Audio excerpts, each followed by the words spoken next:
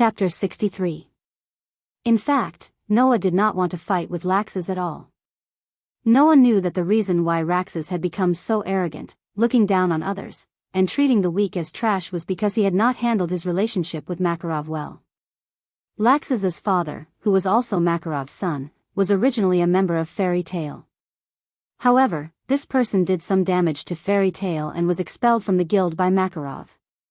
Because of this, the relationship between Laxus and Makarov became tense. This was because Laxus could not understand why Makarov would be so heartless to expel his son from the guild. Undoubtedly, they were family. Just as Noah thought, with that incident as the beginning, Laxus completely entered a rebellious period and his relationship with Makarov became tense. Even if this was not the case, Noah, who had lived under the same roof as Laxus and had interacted with Laxus many times, knew that Laxus's nature was not bad. However, not bad did not necessarily mean that it was good. At the very least, if Laxus was allowed to continue like this, even if Laxus's nature was not bad, sooner or later, he would walk on a path of no return. Noah knew that there was nothing he could do. Even Makarov could not make Laxus realize his mistakes, so Noah did not think that he could do it. However, if Laxus had to fight with him to realize what he was lacking, then Noah would definitely not mind. He wanted to defeat this arrogant monster who was much stronger than Mira and Alusha and who was almost as strong as Kildas. With that determination, Noah slowly mixed the less than 10% of the mana that he had just used with the vast ocean-like mana in his body and mobilized it. This time, Noah wanted to use his full strength. Unfortunately, just as Noah and Laxus were about to collide with each other with monstrous mana and lightning, a furious roar sounded from the side. Stop it. As soon as he finished speaking, an abnormally huge arm that was comparable to a 10-meter tall building with a clenched fist descended from the sky and smashed into Noah and Laxus, who were about to collide with each other. Noah and Laxus froze at the same time, then retreated explosively. Bang! The huge fist heavily smashed into the spot where Noah and Laxus would have collided if they had not stopped, stirring up dust and rubble, and creating a hole in the ground. Noah! Two figures suddenly flashed from the side and appeared beside Noah. It was Mira and Alusha who had returned. Even Lisanna ran over from afar and ran to Noah's side with an anxious look on her face. Laxus. At the same time, the same number of figures appeared from the side and came to Laxus's side. It was a group of 2 men and a woman. One of the men had long green hair and was dressed like a knight with a western sword at his waist. He stood in front of Laxus as if to protect him. His sharp eyes looked straight ahead and stared at Noah. The one who was taller than the knight with the western sword wore a somewhat strange style of clothes. His clothes even had a hood pulled up directly and covered his head like a hood. He also wore a helmet-like mask on his face that covered his eyes.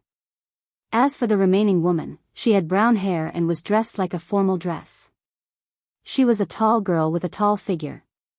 Noah glanced at the 3 people who appeared in front of Laxus and stood there like guards. Only then did he withdraw his gaze. At the same time, the huge fist in the middle of the field began to slowly retract. Finally, it returned to its owner's body and returned to its owner's body. It was Makarov. That was the magic that Makarov often used, gigantification. It was a magic that could make one's body gigantic, or a part of one's body gigantic, and thus have the destructive power of a giant. It could be said that it was synonymous with Makarov. Thus, when they saw the huge fist descending from the sky, Noah and Laxus knew that this fight was not going to happen. Tisk! Laxus clenched his fist so hard that his veins were about to pop out. You want to hinder me again? Old man. Enough. Laxus. Alusha's sharp gaze shot straight at Laxus. You're making a move here. Are you trying to destroy the guild? You actually dare to bully your own brother? That's all you've got, Laxus. Mira looked at Laxus mockingly. As soon as Noah came back, you hurriedly came looking for trouble. Are you that worried that Noah will grow stronger than you in these 4 years? Shut up. Mira Jenny.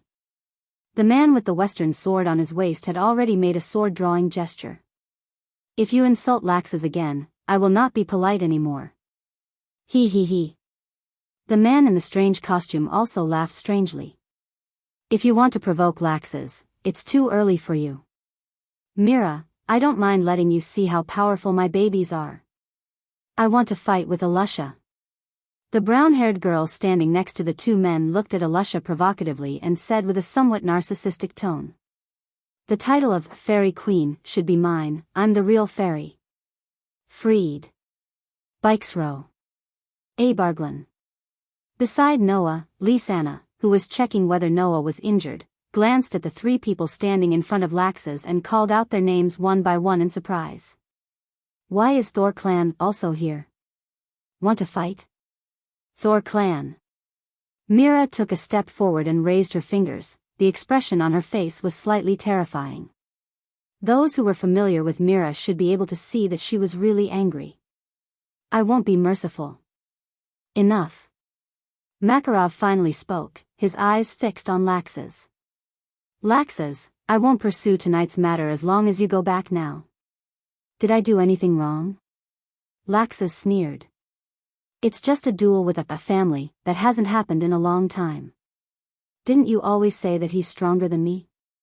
Then let him fight me. You. Mira, Lisanna, and Alusha opened their mouths as if wanting to say something, but they were stopped by Noah. Gently pressing down on Lisanna's hand on his arm, Noah stepped forward and looked past Mira and Alusha to Laxes. If you still want to continue, I can accompany you at any time, but let me give you a piece of advice. You know how powerful Crush is. I don't have the confidence to hold back. Hearing Noah's shameless words, Freed, Bikesrow, and Abarglin's faces were filled with anger. Laxes looked at Makarov with an uncertain expression, then at Fairy's tail behind him. He smacked his lips in anger and glared at Noah. Listen well, sooner or later, I will prove that I am the strongest existence in Fairy's tail. Laxes pointed at Noah as if declaring war. It doesn't matter if it's you or that old man, one day, I will trample all of you under my feet. Leaving those words behind, Laxes picked up the coat that had fallen on the ground, turned around, and left the scene. The three members of the Thor clan immediately followed him. Seeing Laxes's figure slowly disappear into the distance, Mira, Alusha, and Lisanna, as well as Makarov, remained silent for a long time.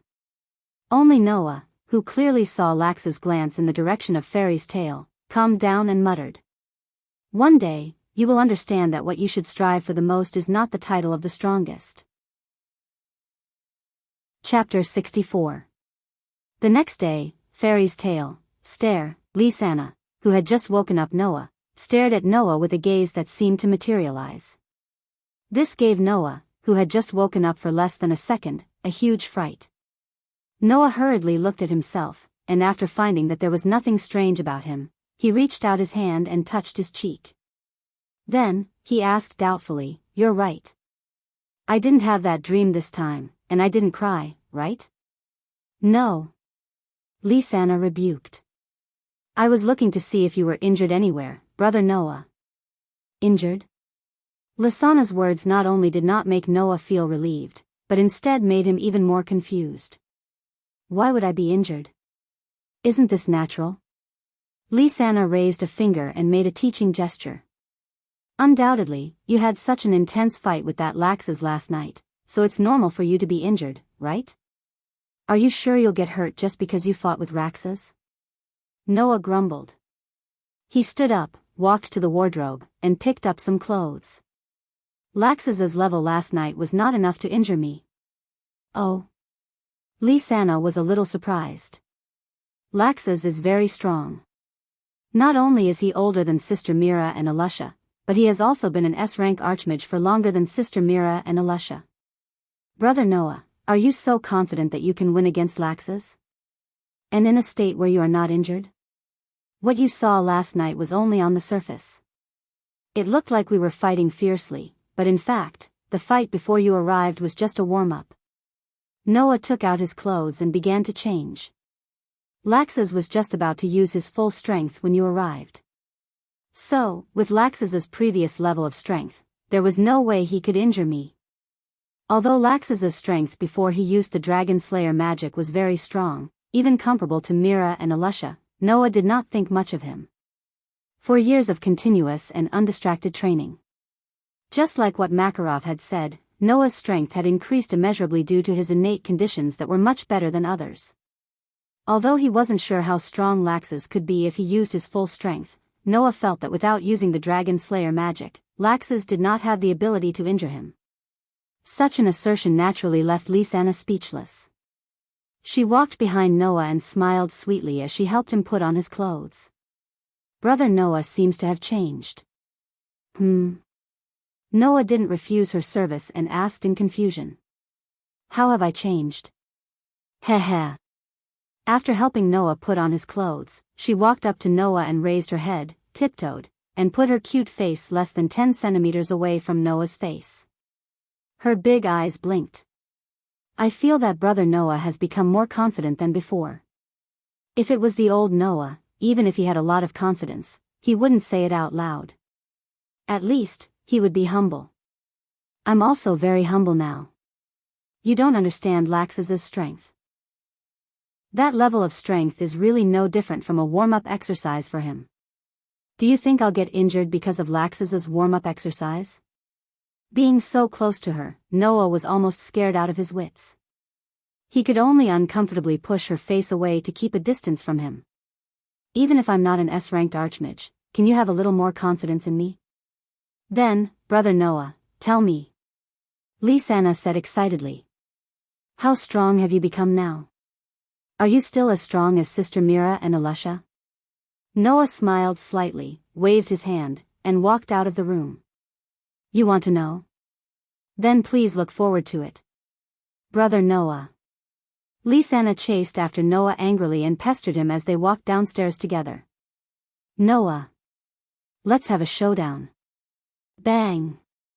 An impassioned roar and a muffled sound rang out almost at the same time. Then, the Dragon Slayer Archmage laid on the ground with a big bump on his head and couldn't move. Naz. Habby flew to Naz's body and jumped there exaggeratedly. How did you get killed in one hit again? Luo. Sue. Naz's weak voice came from the ground. Whoa. Gray, who had taken off all his clothes except for a pair of shorts, shuddered and looked at Noah with fear in his eyes. Noah, why are you still so scary? You're still as strong as before. Alusha also walked over with a light smile on her face as usual, but there was also a trace of fighting spirit in her eyes when she looked at Noah. When are you going to compete with me? Forget about Alusha. Of course, this sentence was not said by Noah, but by Mira, who had come over at some point. The one who can beat Noah must be me. It's me. Alusha stared at Mira. It's me. Mira also stared at Alusha. The atmosphere between the two of them became tense. Their heads were pressed together, and they looked like fiends, giving Lisanna a headache. Are we going to fight again? Can't we talk about fighting later? Noah also spoke up, separating Mira and Alusha with one hand each. I have something to ask you. Can you stop for a while? Humph. Mira snorted and turned her head away. Ahem. Alusha coughed twice and became serious. What do you want to ask? It's about the 3 people who appeared in front of Laxus last night. I remember you saying that they're from Thor's order, right? Noah stroked his chin. Is there such a party in our guild? Sometimes, sorcerers would come across a mission that was difficult for them to complete alone. At that time, they would usually form a party to carry out the mission. Through cooperation, they would obtain high rewards. Apart from that, sorcerers who were on good terms with each other would also form their own party and work together. Of course, there were quite a few teams in Fairy Tale as well. However, Noah had never heard of Thor's order. It was possible that he had, but after 4 years, he had almost forgotten about it. Thor's order is indeed a party, but it's not an ordinary one, Alusha explained with a serious expression. Fried, Bikesro, and Alba Jerlin. These 3 formed their own personal guards. Personal guards? Noah stopped stroking his chin. Laxus's personal guards? That's right.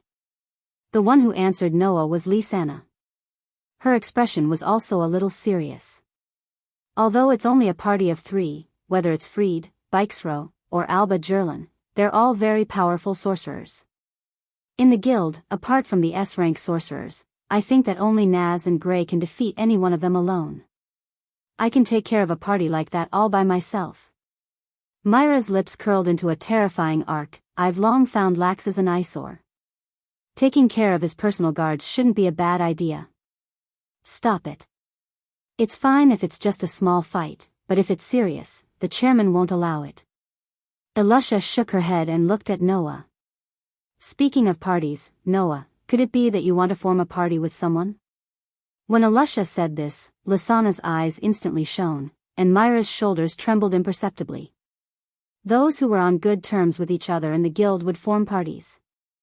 Mira, Lysana, and Elfman were siblings, so it was impossible for them not to form a party. Therefore, disbanding the party was not very likely, but if they were to pull someone in, hey, big brother Noah. Lysana tugged at Noah's sleeve with a face full of hope. Why don't you join our party? Join your team, huh? Noah muttered to himself. Chapter 65. In the past 4 years, Noah had been living in the wild, deep in the mountains and forests. He ate wild game and fruits, drank spring water and streams, and lived in stone and wooden houses. However, it wasn't as if he didn't need money.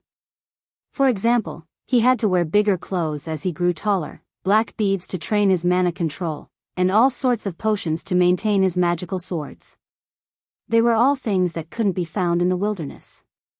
Noah's savings had long been depleted after 4 years of expenses, and the money he had left wouldn't even last him a few days. Ever since Noah officially accepted missions from the guild and started working, Noah had refused all living expenses from Makarov. He was truly starting to take charge of the guild. If he didn't think of a way to work, Noah might really have to borrow money from others. That was why her words reminded Noah that it was time for him to start working again. As for forming a party, Noah didn't have the intention to do so. I'm sorry, I don't want to join your family's team so abruptly, Noah rejected straightforwardly. That's why, for the time being, let me be alone. She called out unwillingly. What's the matter? Big brother Noah will become a family with us sooner or later anyway. Cough, cough, cough. Mira immediately started coughing violently as if she had been choked. Become a family? Elusha looked at Noah strangely. Oh. Gray and Naz both cried out. Something's going on. Habi purposely curled his tongue and spoke in an ambiguous tone. Even Kana, who was drinking at the side, spat out a mouthful of wine. Elfman also slipped from his chair and cried out in pain. You! What nonsense are you talking about? Noya's expression had already stiffened. Sensing that the gazes from the surroundings had become piercing, he pretended to glare at her angrily. Why would I become a family with you? Because. Lysana held her cheeks shyly. Big brother Noah, you've already seen me and big sister Mira. Woo woo woo. Before Lysana could finish her sentence, Mira, who was blushing, covered her mouth. I've seen you and Mira, what? Around them, a group of curious little friends all gathered with shining eyes. However, before they could surround her, they were met with Myra's angry roar. What's there to be curious about? Get out of my way. Wow. The group of little friends immediately scattered like birds and beasts. It was only then that Mira looked at Noah, whose expression had once again stiffened, with a red face, and said with a grimace. If anyone else finds out about what happened that day, I'll make sure you die a horrible death. After saying that, Mira grabbed Lysana, whose mouth she had covered, and walked away, ignoring Lysana's struggles. Of course, Noah, who had sharpened his 5 senses due to years of training, could vaguely hear the conversation between the two girls. Idiot Lysana, why did you mention what happened back then? What does it have to do with anything? I really want to become a family with big brother Noah anyway. You. Do you really want to marry that fellow that much? Don't you want to, big sister Mira? WH. What kind of question is that? Of course I don't want to. Hee hee, big sister Mira, you can fool others, but you can't fool me. Undoubtedly, every night when I go to bed, I call out big brother Noah's name, you. You shut up. Lisanna. Noah, who was behind them, couldn't hear them very clearly, but he could clearly see Myra's blushing face as she teased Lisanna. At that moment, he felt a little helpless. Many of us in the guild are childhood sweethearts who bathed together when we were young, right? Why is it that if I see my childhood sweetheart naked, it'll turn into a scene where I have to get married? With such thoughts in mind, Noah held his throbbing head and went to the board where the requests were posted, looking for a job that suited him. However, before Noah could find a job that suited him, a voice interrupted Noah from behind. Noah? Is that Noah? The voice that came from behind Noah was a very tender and sweet girl's voice. Noah turned his head and looked behind him. Behind Noah, a girl stood side by side with two men, imprinting themselves into Noah's eyes. The girl was about the same age as Lisanna, around 15 years old. However, she was very petite and had light blue shoulder-length hair that was tied up with a hairpin. As for the two men, one was wearing a very tall hat, while the other had a strange hairstyle that looked like a whale's tail. Looking at the three of them who were looking at him in surprise, Noah blinked his eyes. After a while, he found 3 figures and 3 names from 4 years ago that matched the 3 of them in front of him in his memory.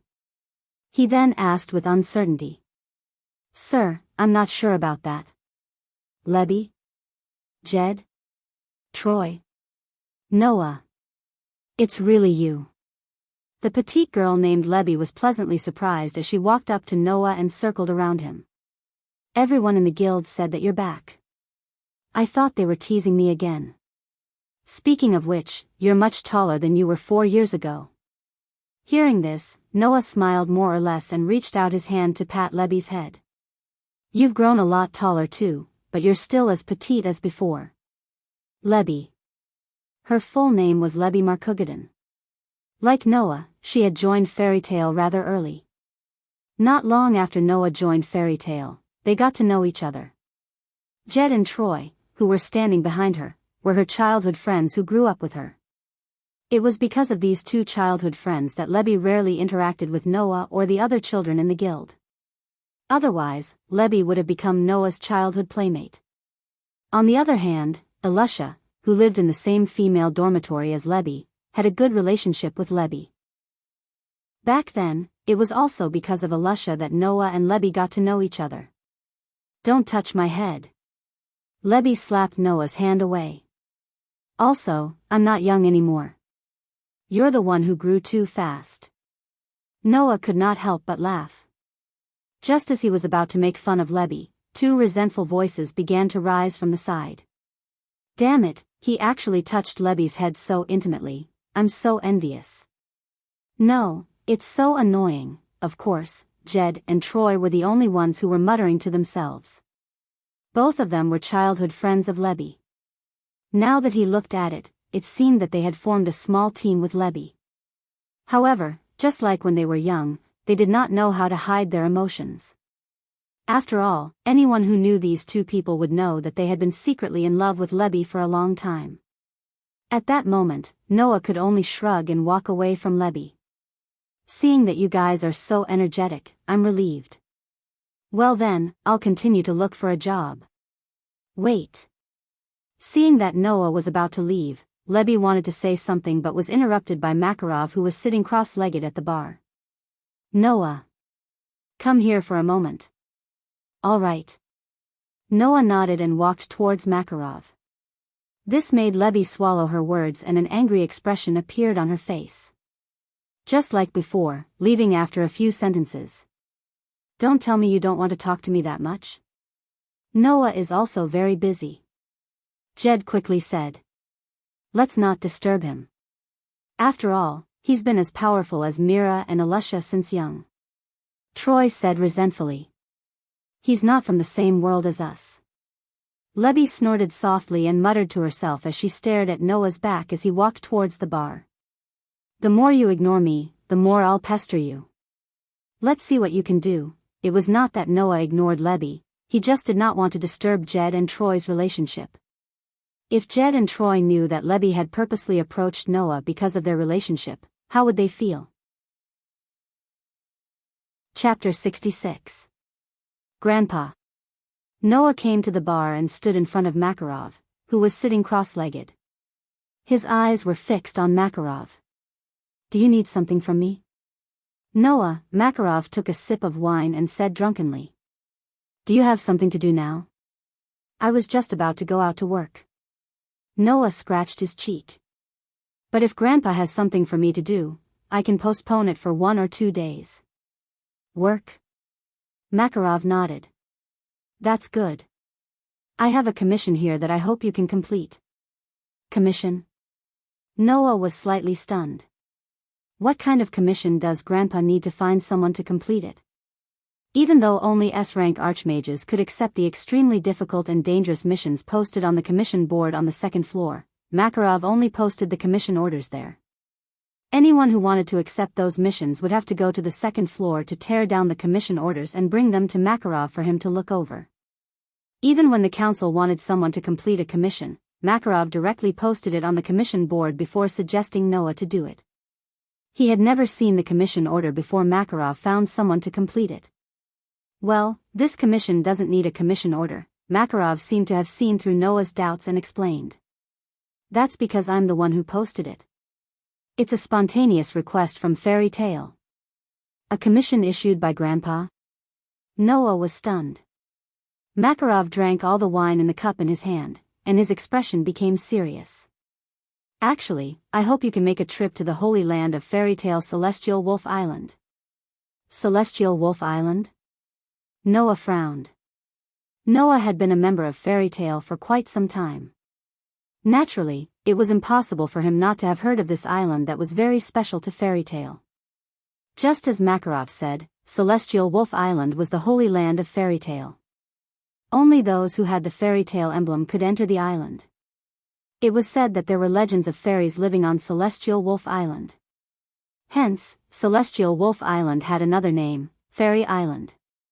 The outer area of the island and the ground contained extremely strong magic, so it was not easy to be discovered by outsiders. As for Heavenly Wolf Island, it was also the resting place of the first guild leader of Fairy Tale.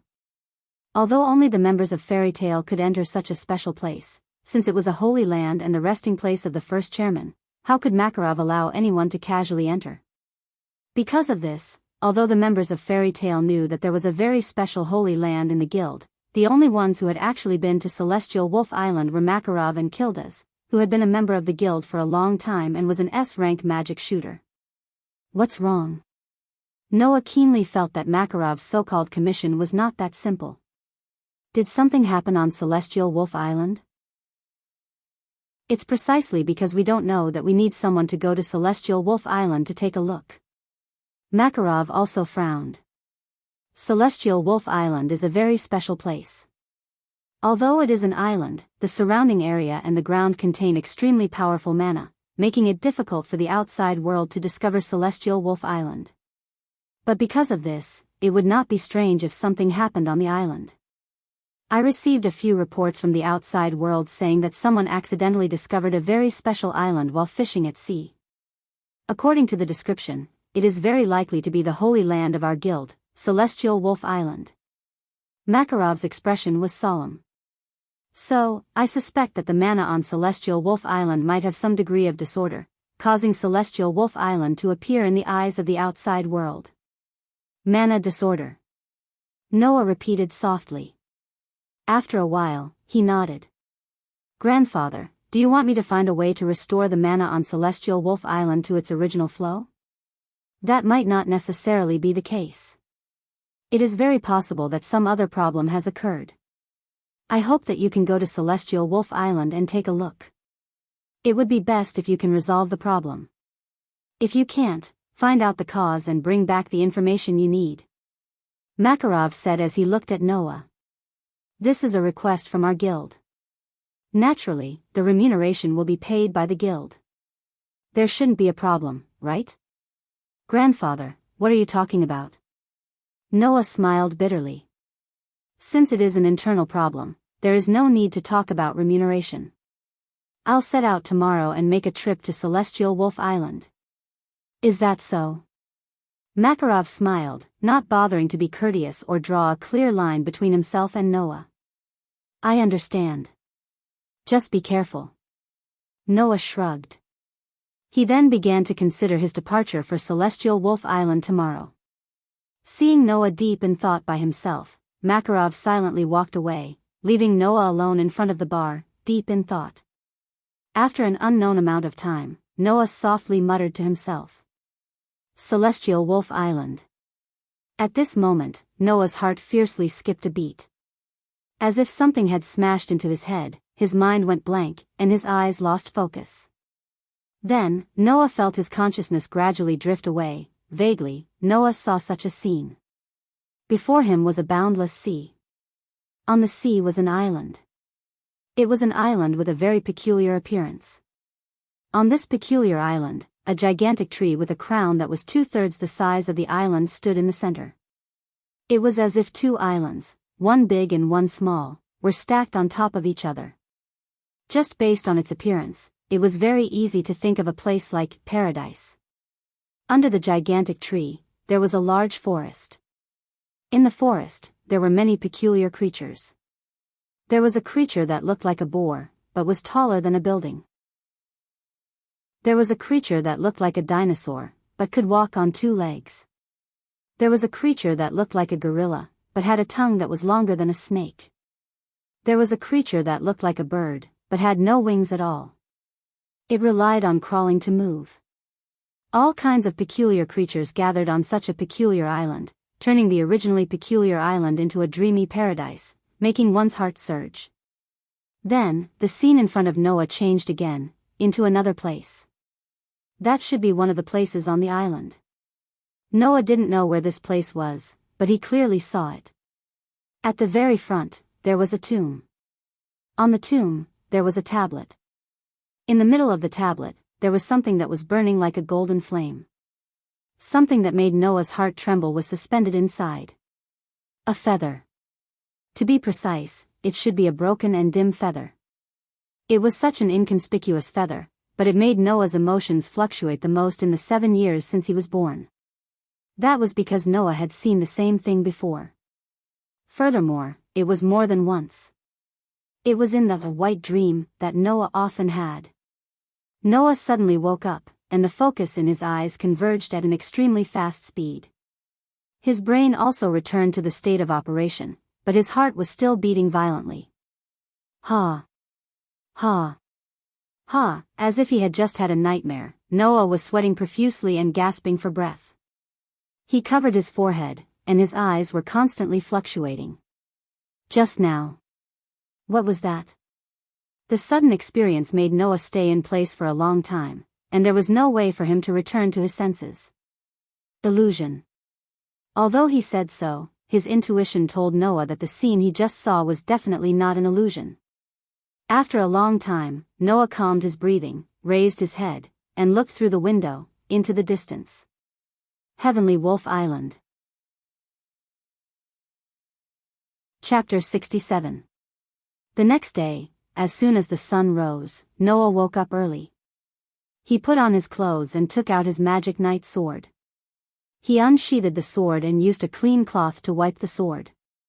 Magic weapons were made of precious materials that allowed magic to circulate. Some of the weapons were even embedded with magic crystals, so their durability was higher than ordinary weapons and they were not easily damaged. However, this did not mean that they would not be damaged. Otherwise, Noah wouldn't have had to return to Magnoria to buy potions for maintenance and durability restoration during his 4 years of cultivation. In particular, Noah's magic knight's sword was not an ordinary magic weapon. It had the ability to freely control a range of 100 meters. It was an extremely rare and powerful magic. If it was sold, it would definitely fetch a sky-high price. However, this was not strange. After all, this magic knight's sword wasn't just a precious magic weapon that was kept by Makarov, one of the 10 great Saint Magi. Because it had been kept for a long time, it was impossible to find another magic weapon with the same effect. Just like antiques, they didn't need to be expensive to make. However, they were old, and the more rare they were, the more expensive they would be. Naturally, the originally precious magic knight swords would become even more precious. Makarov was willing to give such a precious item to Noah. It was clear that his feelings for Noah were not fake. It was precisely because of this that even if he did not use it much, Noah would wipe the sword clean every once in a while, just like how he was doing now. But it was a pity that this time, Noah didn't wake up early to wipe his weapon for such a trivial reason. This time, the reason why Noah woke up early in the morning to clean his weapon was only because of his mentality. Heavenly Wolf Island. Fairy tale, is the holy land of the fairy tale. Next, Noah would go to this place where the members of fairy tale might not even be able to enter in their lifetime. He would investigate the reason why Heavenly Wolf Island was discovered by the outside world. Of course, Noah's main goal was not this. The graveyard on the island. Noah was very concerned about the scene he saw in the illusion yesterday. It was because of this mentality that Noah was so cautious in maintaining his weapon. He had to verify it. Was the hallucination that he suddenly saw yesterday a real scene? For this, Noah had to make a trip to Heavenly Wolf Island. After some time, when the sky outside the window became brighter and the guild's first floor became noisy again, the door to Noah's room was gently pushed open. Big brother Noah? Lysana, who had just entered, was stunned when she saw Noah wiping his weapon. You're up? What's wrong? Noah said grumpily. Do you find it unbelievable that I'm up? That's not it. She retracted her surprised expression and walked to Noah's side. Why are you up so early today? I have to go out on a mission. Noah explained simply. Although there's no time limit, I feel that it's better to leave as soon as possible. So, I'm using this time to maintain my weapon. Big brother Noah, are you going out to work? Lysana asked curiously. What kind of work is it? It's just an ordinary investigation, Noah replied casually as he continued wiping his weapon. However, the location is Heavenly Wolf Island. Heavenly Wolf Island? Lysana's eyes lit up. The Heavenly Wolf Island, that's our guild's sacred ground? Noah was still nodding his head nonchalantly, but Lysana was excited. I've never been to our guild's sacred ground. Big brother Noah, what kind of island do you think Heavenly Wolf Island is? Is it called Heavenly Wolf Island because there are many wolves there? You're asking me? Who am I supposed to ask? Noah rolled his eyes. Don't forget that this is my first time going to Heavenly Wolf Island as well. That's right, Lysana's eyes darted around as she approached Noah with a smile. Big brother Noah, since this is your first time going to Heavenly Wolf Island, you should be at a loss for what to do, right? What are you up to now? Noah looked at Lysana warily. Don't tell me you're thinking of using all sorts of excuses to persuade me to give up my job and force me to go on a mission with you, just like when we were young? I'm not that bad. Lysana said indignantly. I just want you to bring me along. Bring you along? Noah was stunned. Don't you have to work? Big brother Elfie and I can rest today, Lysana said as she tapped her cheeks with her finger. Big sister Myra's breasts seemed to have grown bigger recently, so she went out to buy new underwear. How enviable. You don't have to explain that to me so clearly. Noah's hand trembled, and he almost stabbed himself with his magic knight sword. This made Noah angry and annoyed. If Mira finds out that you're revealing her private secrets like this, you're dead meat. Hee hee, big sister Mira loves me the most. She won't do anything to me. Big brother Noah, don't be shy, Lysana teased with a mischievous smile, not giving Noah a chance to retort. In any case, big brother Noah, you have to bring me along this time. I'm very curious about Heavenly Wolf Island. You lass. Noah facepalmed helplessly. Don't get in the way of my work. I won't. Lysana pounced to Noah's side and hugged his arm. Thank you, big brother Noah. I like you the most. Sigh. Noah could only sigh and resolve himself. Lysana was, without a doubt, the person Noah was closest to. However, from a certain perspective, this mischievous lass was Noah's weakness. Yet, Noah couldn't bring himself to hate her. He really didn't know what to do. "Hey, Lisanna, are you really not going to wait for Big Sister to come back?" Elfman's boorish face was filled with worry as he watched Lisanna, who was humming a tune as she packed her luggage. "If Big Sister finds out that you're going out without telling her, she'll be very angry. That can't be helped." "Big Sister Mira isn't here right now," Lisanna replied without turning her head. "Moreover, this is a rare opportunity to work alone with Big Brother Noah. Even though I'm sorry to Big Sister Mira, the secret to capturing a man's heart is knowing how to grasp the opportunity, huh?" With Elfman's nerves that were as thick as tree roots, he naturally couldn't understand the meaning behind Lisanna's words. "What do you mean by that?" "What I mean is that I won't give my love rival a chance." Lisanna winked mischievously. "If Big Sister Mira finds out, she'll definitely come along. So, I'm sorry, Big Brother Elfman. Let me be willful this time." At the same time, Noah, who was carrying the Magic Knight's sword on his back, also came down from the stairs. He shouted weakly as he walked out of the door. "Lisanna, I won't wait for you if you don't come." "I'm coming."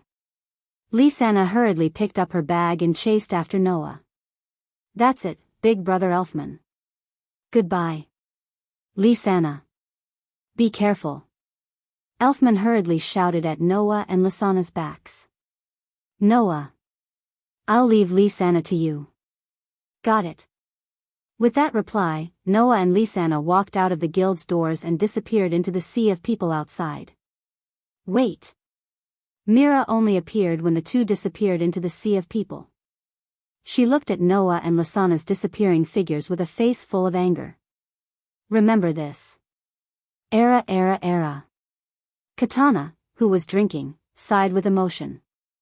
"It's good to be young." Chapter 68. Crash. The sound of waves crashing reverberated through the sky. Coo! Coo! The cries of seagulls were mixed in with the crashing of the waves, clearly spreading to every corner. The noon sun was like a huge furnace, releasing unbearable heat, causing the air to distort, causing one's vision to become blurry. It was extremely unbearable. In such an unbearable environment, a ship that was neither too big nor too small, but was the size of an entire floor of a building, slowly sailed over from afar. It swayed up and down along with the rolling waves, moving straight ahead. Noah and Lisanna were on the deck of the ship. However, their attire was completely different from when they first set off. At this time, Noah was only wearing a pair of shorts. His strong and powerful bulging muscles were directly exposed to the air. He stood at the bow of the deck and looked into the distance. Behind Noah, Lisanna was sitting on a chair. She was wearing a white bikini swimsuit that matched her hair color very well. The edges of the swimsuit were inlaid with patterns, giving people a feeling that it was not too sexy. Instead, it was more of a cute and playful style. "It's so hot." Lisanna held a bottle of iced drink to her face. She could feel the coldness gradually fading away.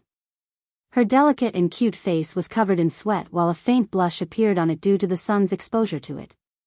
"Why is it so hot?" Noah, who was standing on the deck, was also sweating profusely under the fierce sunlight, but his expression was not as gloomy as Lisanna's. It was as though he was used to such an environment as he replied to her. "I heard the captain say that due to the currents in this area, the weather is like this all year round. So, before we reach Celestial Wolf Island, just bear with it for a while, Lisanna."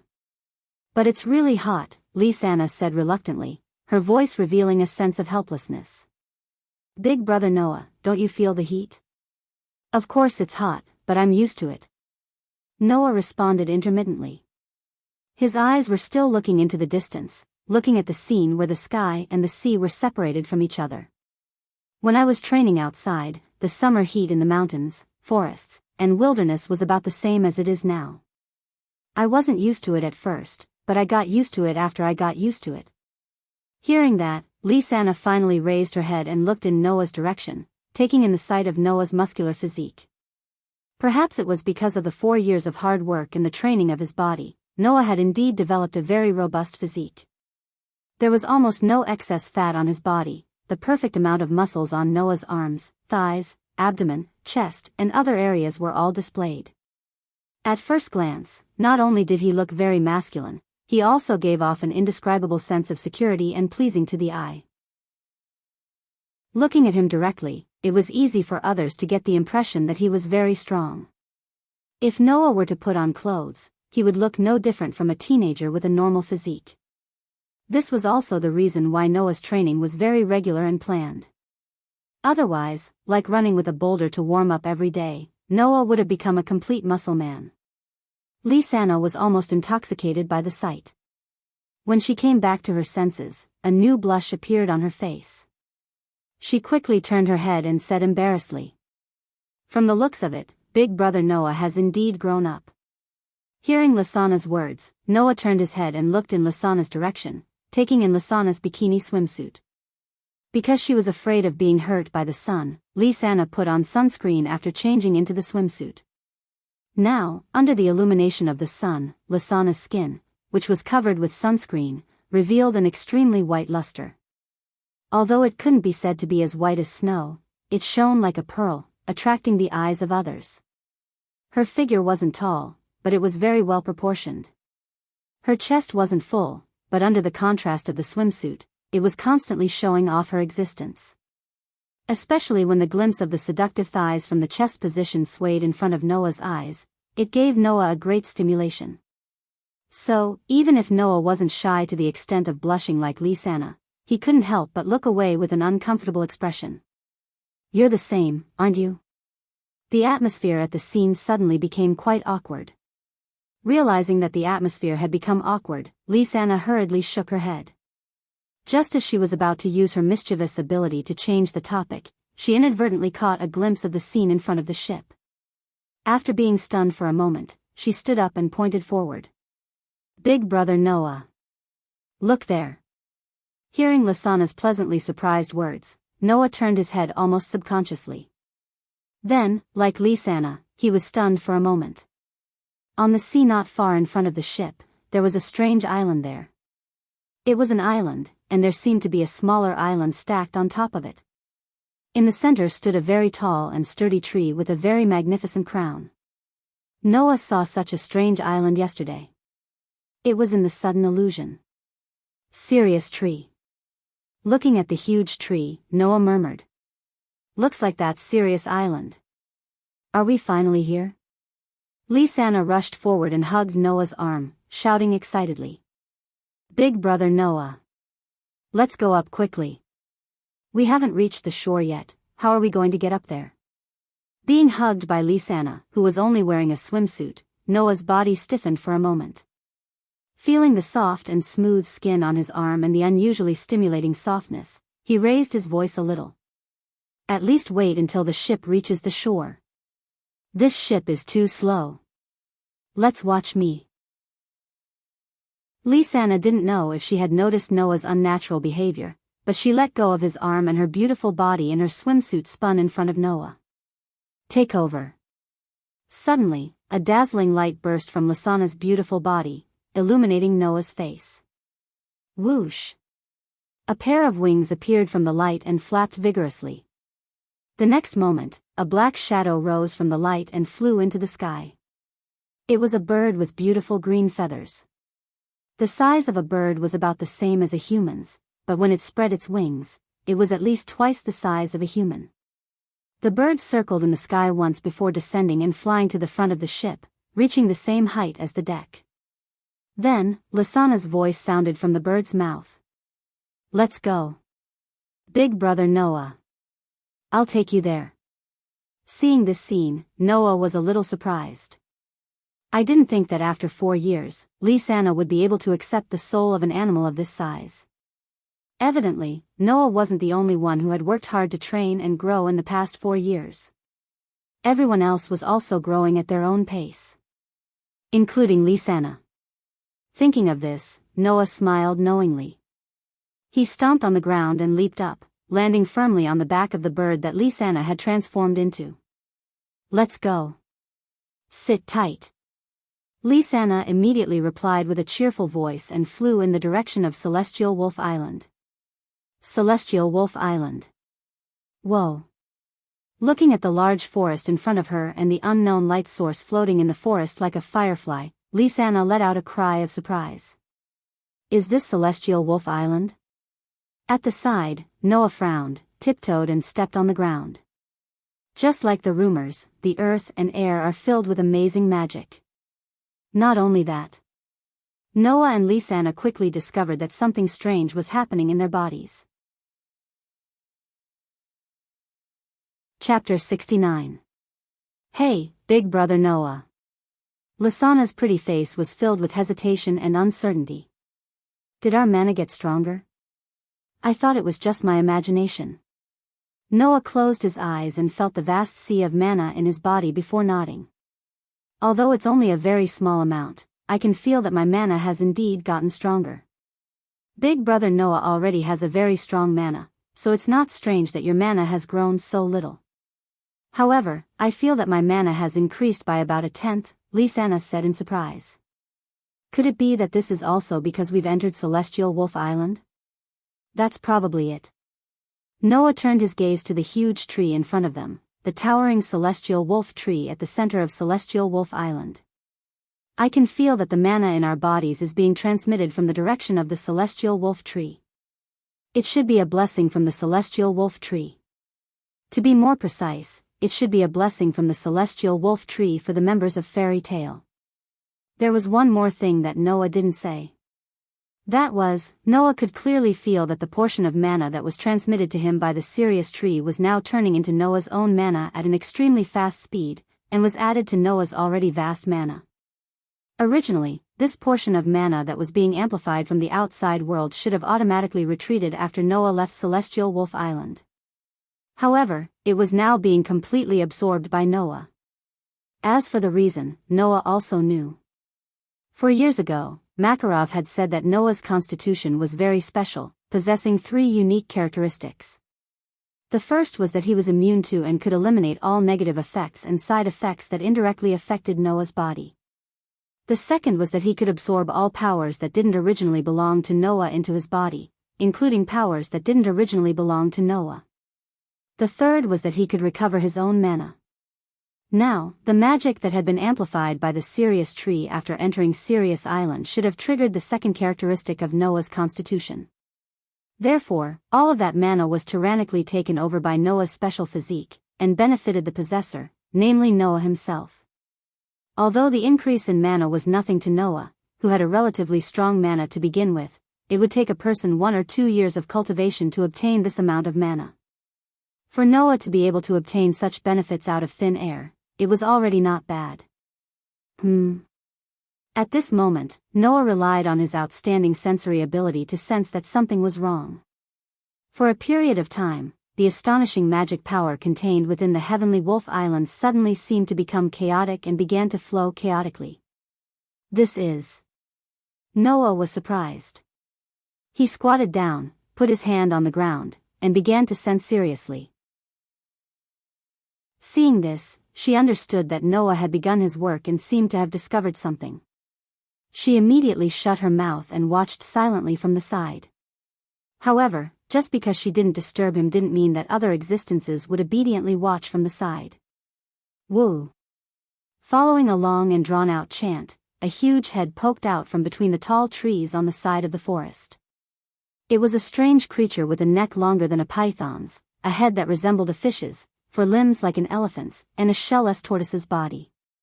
While it wasn't a magical creature that specialized in attacking humans, the ferocious glint in its eyes when it stared at Noah and Lisanna told them that it wasn't a herbivore. Woo!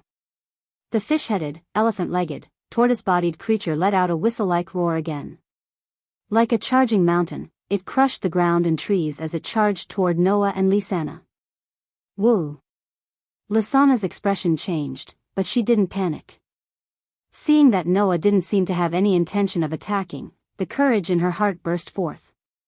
She passed by Noah and charged towards the strange creature. Take over.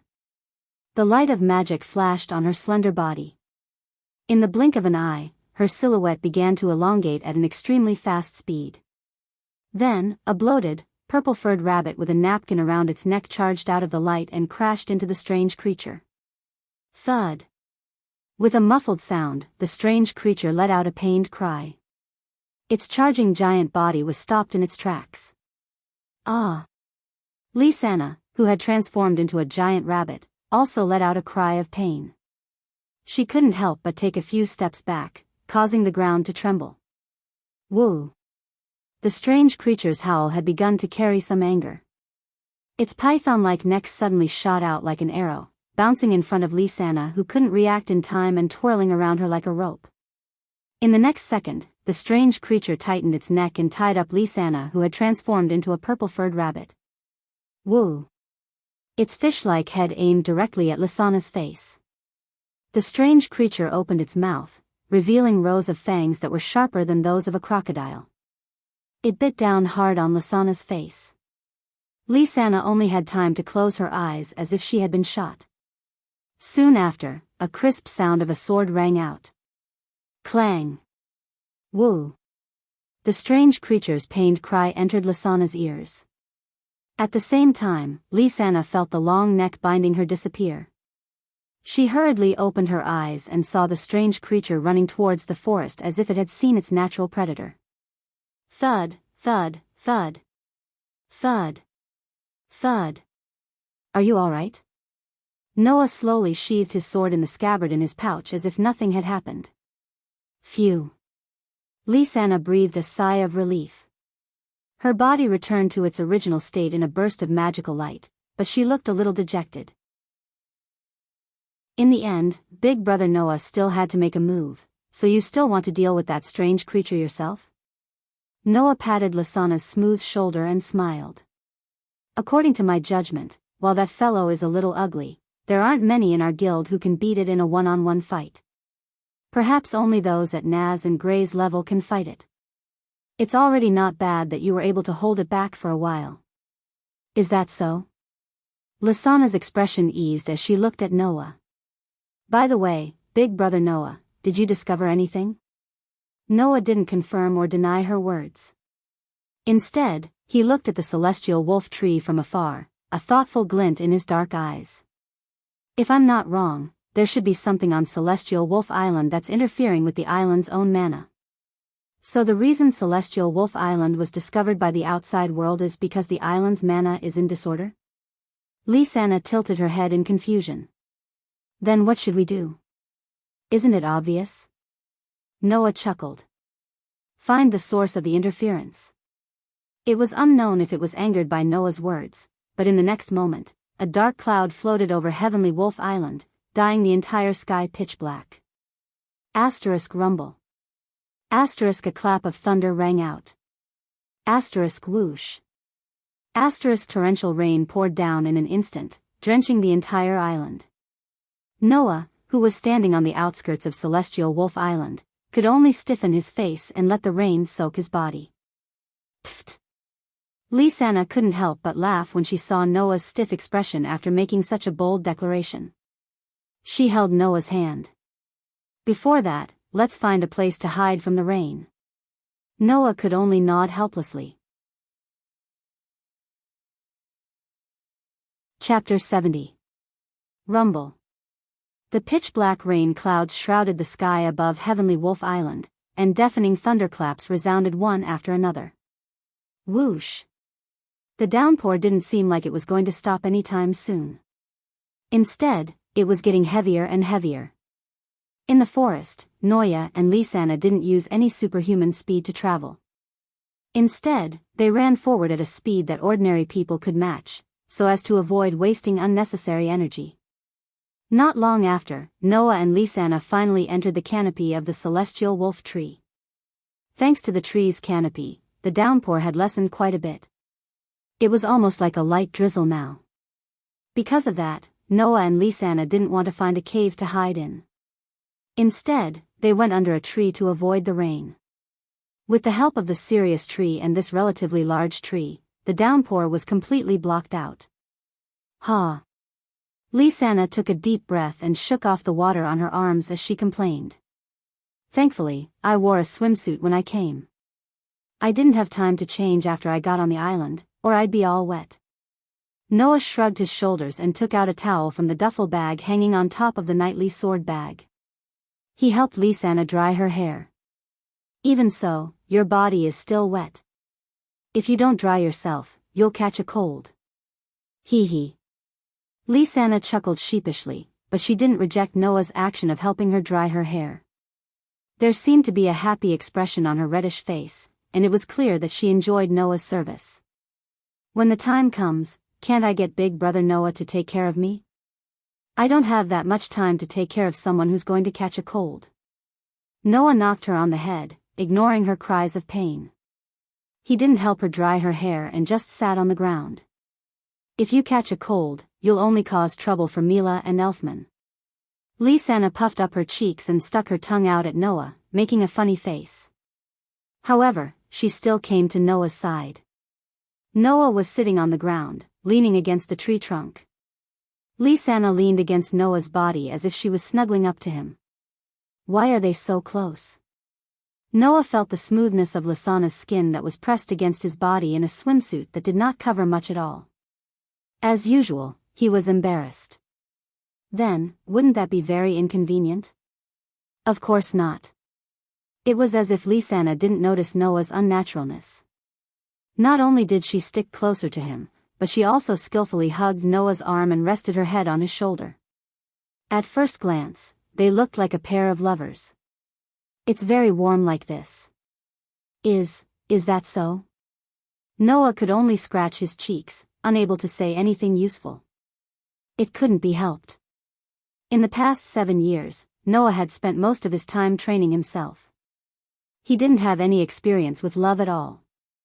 Although it wasn't that he didn't understand it at all, since Noah had read quite a lot of books and knew quite a lot of things. However, many things couldn't be understood just by knowing them. They had to be put into practice for them to be useful. Hence, even though there was a high chance that she meant something like that to him, Noah, who had never experienced something like that before, couldn't be 100% sure. Therefore, every time he felt that Lisanna had such feelings for him, Noah couldn't help but have such thoughts. What if it was a misunderstanding? Moreover, even if it wasn't a misunderstanding, Noah didn't know what to do. There was nothing he could do about it. His playmates of the same age as Noah had lived for at least 10 years. Among them, except for Kana, the others didn't have any experience or immunity in this aspect. Everyone else was already like that. Growing up with such a person who had the appearance and intelligence of a 10-year-old, Noah, who had only lived for 7 years, could vaguely sense Lisanna's feelings. It was already quite impressive. It could only be said that Noah could only blame himself for being too young. While Lisanna was also young, she had been mischievous since she was a child. She was very precocious. The attacks launched by such a person caused Noah to be constantly distressed and helpless. Of course, Noah didn't know that now. In the future, he would be grateful for this experience of interacting with Lisanna. It would allow him to not perform too badly in all sorts of situations in the future. Not knowing how complicated Noah's feelings were, Lisanna closed her eyes as if she had already fallen asleep. She leaned on Noah's shoulder with a smile on her face and a look of bliss on her face. After a while, she suddenly spoke. After a while, she suddenly said, "Actually, I've always been very grateful to Big Brother Noah. You're grateful to me?" Noah was stunned. Ever since we were young, Big Sister Mira, Big Brother Elf, and I only had each other by our side. Lisanna closed her eyes tightly as if she was immersed in her memories. We lived in a very, very ordinary small village. We should have had a father and a mother in the past, but in our memories, we only had each other. Noah didn't say anything and only listened quietly. Sometimes, I would think about how it would feel to have a father and mother who doted on me. I don't know what Big Sister Mira and Big Brother Elf were thinking, but I didn't feel lonely at all. Lisanna's tone became gloomy. Everything changed when Big Sister Mira came into contact with the demons of the church in the village and awakened the receiving magic. From then on, not only did Big Sister Mira not smile, but she also rarely spoke. I know that big sister Mira has always blamed herself. She felt that she had implicated us and caused us to be chased out of the village. Big brother Elf also became a little timid because of this, Lisanna said with a bitter smile. Seeing big sister Mira in so much pain and big brother Elf always being afraid of being ostracized by others, I really didn't know what to do. That's all in the past, Noah said when he heard the pain in Lisanna's voice. Now, you won't have that experience anymore. Yes. Lisanna's sadness dissipated, and she looked up at Noah with bright eyes. And the person who changed everything and saved us was Big Brother Noah. That's not it. Noah shook his head. I just happened to know a little more than you and invited you to join Fairy's Tale at the right time. Even if I didn't appear, you would have known the truth about the power in Myra's body sooner or later. But in the end, the person we met was none other than you, Big Brother Noah. Lisanna reached out and held Noah's face, turning his face to meet hers. It was Big Brother Noah who saved Big Sister Mira. It was Big Brother Noah who stopped Big Brother Elf from becoming a coward. It was also Big Brother Noah who brought us into the guild and gave us companions and a new life. To us, Big Brother Noah is such an existence. Big Brother Noah. Lisanna's voice became a little emotional. Actually, from that time onwards, ding. Just as Lisanna was about to pour out her feelings to Noah, a strange sound interrupted her. Both Noah and the excited Lisanna were stunned and turned to the side. Then, Noah and Lisanna widened their eyes. Not far away from the two of them, a figure was standing in the rain. She was a very cute little girl about 12 or 13 years old. The girl had a pair of dark green eyes and a pair of small wings on her head. Her long golden hair was very curly and thick, and she wore a thick cloak-like dress. Looking at the extremely cute and beautiful girl, Noah and Lisanna were dazed. Chapter 71. If one had to find a word to describe Noah and Lisanna's current feelings, then only one word would suffice. Inconceivable. There was no other reason. It was because the girl standing in front of them in the rain was simply too beautiful. Her thick clothes and hair were completely devoid of water, and her entire body was emitting a faint, dreamy glow. The girl revealed a smile under the gazes of Noah and Lisanna. She tilted her head and stood there barefooted, not even wearing shoes. However, Noah and Lisanna didn't feel that there was anything wrong with this at all. Rather, if the barefooted elf in front of them were to wear shoes, it would destroy that almost perfect dreamy feeling and beauty, causing a flaw to appear on her body. Gazing at the scene of the barefoot elf smiling at her in the rain, she was no longer as agitated as before. Instead, she gently tugged at Noah's hand and murmured absent-mindedly. Big Brother Noah, could that be the rumored fairy that exists on Celestial Wolf Island? Fairies exist on Celestial Wolf Island. It was precisely because of such a rumor that Celestial Wolf Island was nicknamed Fairy Island, and also became the holy land of fairy tale. In the end, whether or not fairies exist on Celestial Wolf Island was something that no one knew for sure. However, if fairies do exist on this island, then Noah and Lisanna would definitely be willing to believe it. In front of him, this young girl was filled with a dreamy feeling. She was the legendary Demoness. Perhaps it was because she had heard Lisanna's uncontrollable words, but the barefooted fairy let out a bell-like laugh. Immediately after, she turned around and ran off into the distance. Ah! Lisanna subconsciously cried out in alarm. Wait! Noah finally reacted and hurriedly grabbed the cloth bag and luggage beside him. Then, he pulled on the hand of the dazed Lisanna and chased after her. Walala! Fine droplets of rain continued to fall from the sky, sprinkling onto the ground of Celestial Wolf Island. Noah and Lisanna, however, didn't care about that at all. They chased after the fairy girl who was running at a slow pace, making it impossible for anyone to get close to her. Just like that, one ran in front while the other two chased from behind. Unknowingly, after an unknown amount of time, the environment in front of them began to brighten. Even the rain stopped falling at some point. Noah and Lisanna immediately stopped in their tracks and looked around. This was a vast place with walls all around. The walls were covered with tree roots, and there were unknown light sources floating around like fireflies. It was very much like walking into a strange place in a dream. Lisanna's attention completely focused on her surroundings. Noah, on the other hand, stared at a spot not far ahead. His eyes began to fluctuate. That was because there was a huge tree in the place where Noah was staring at.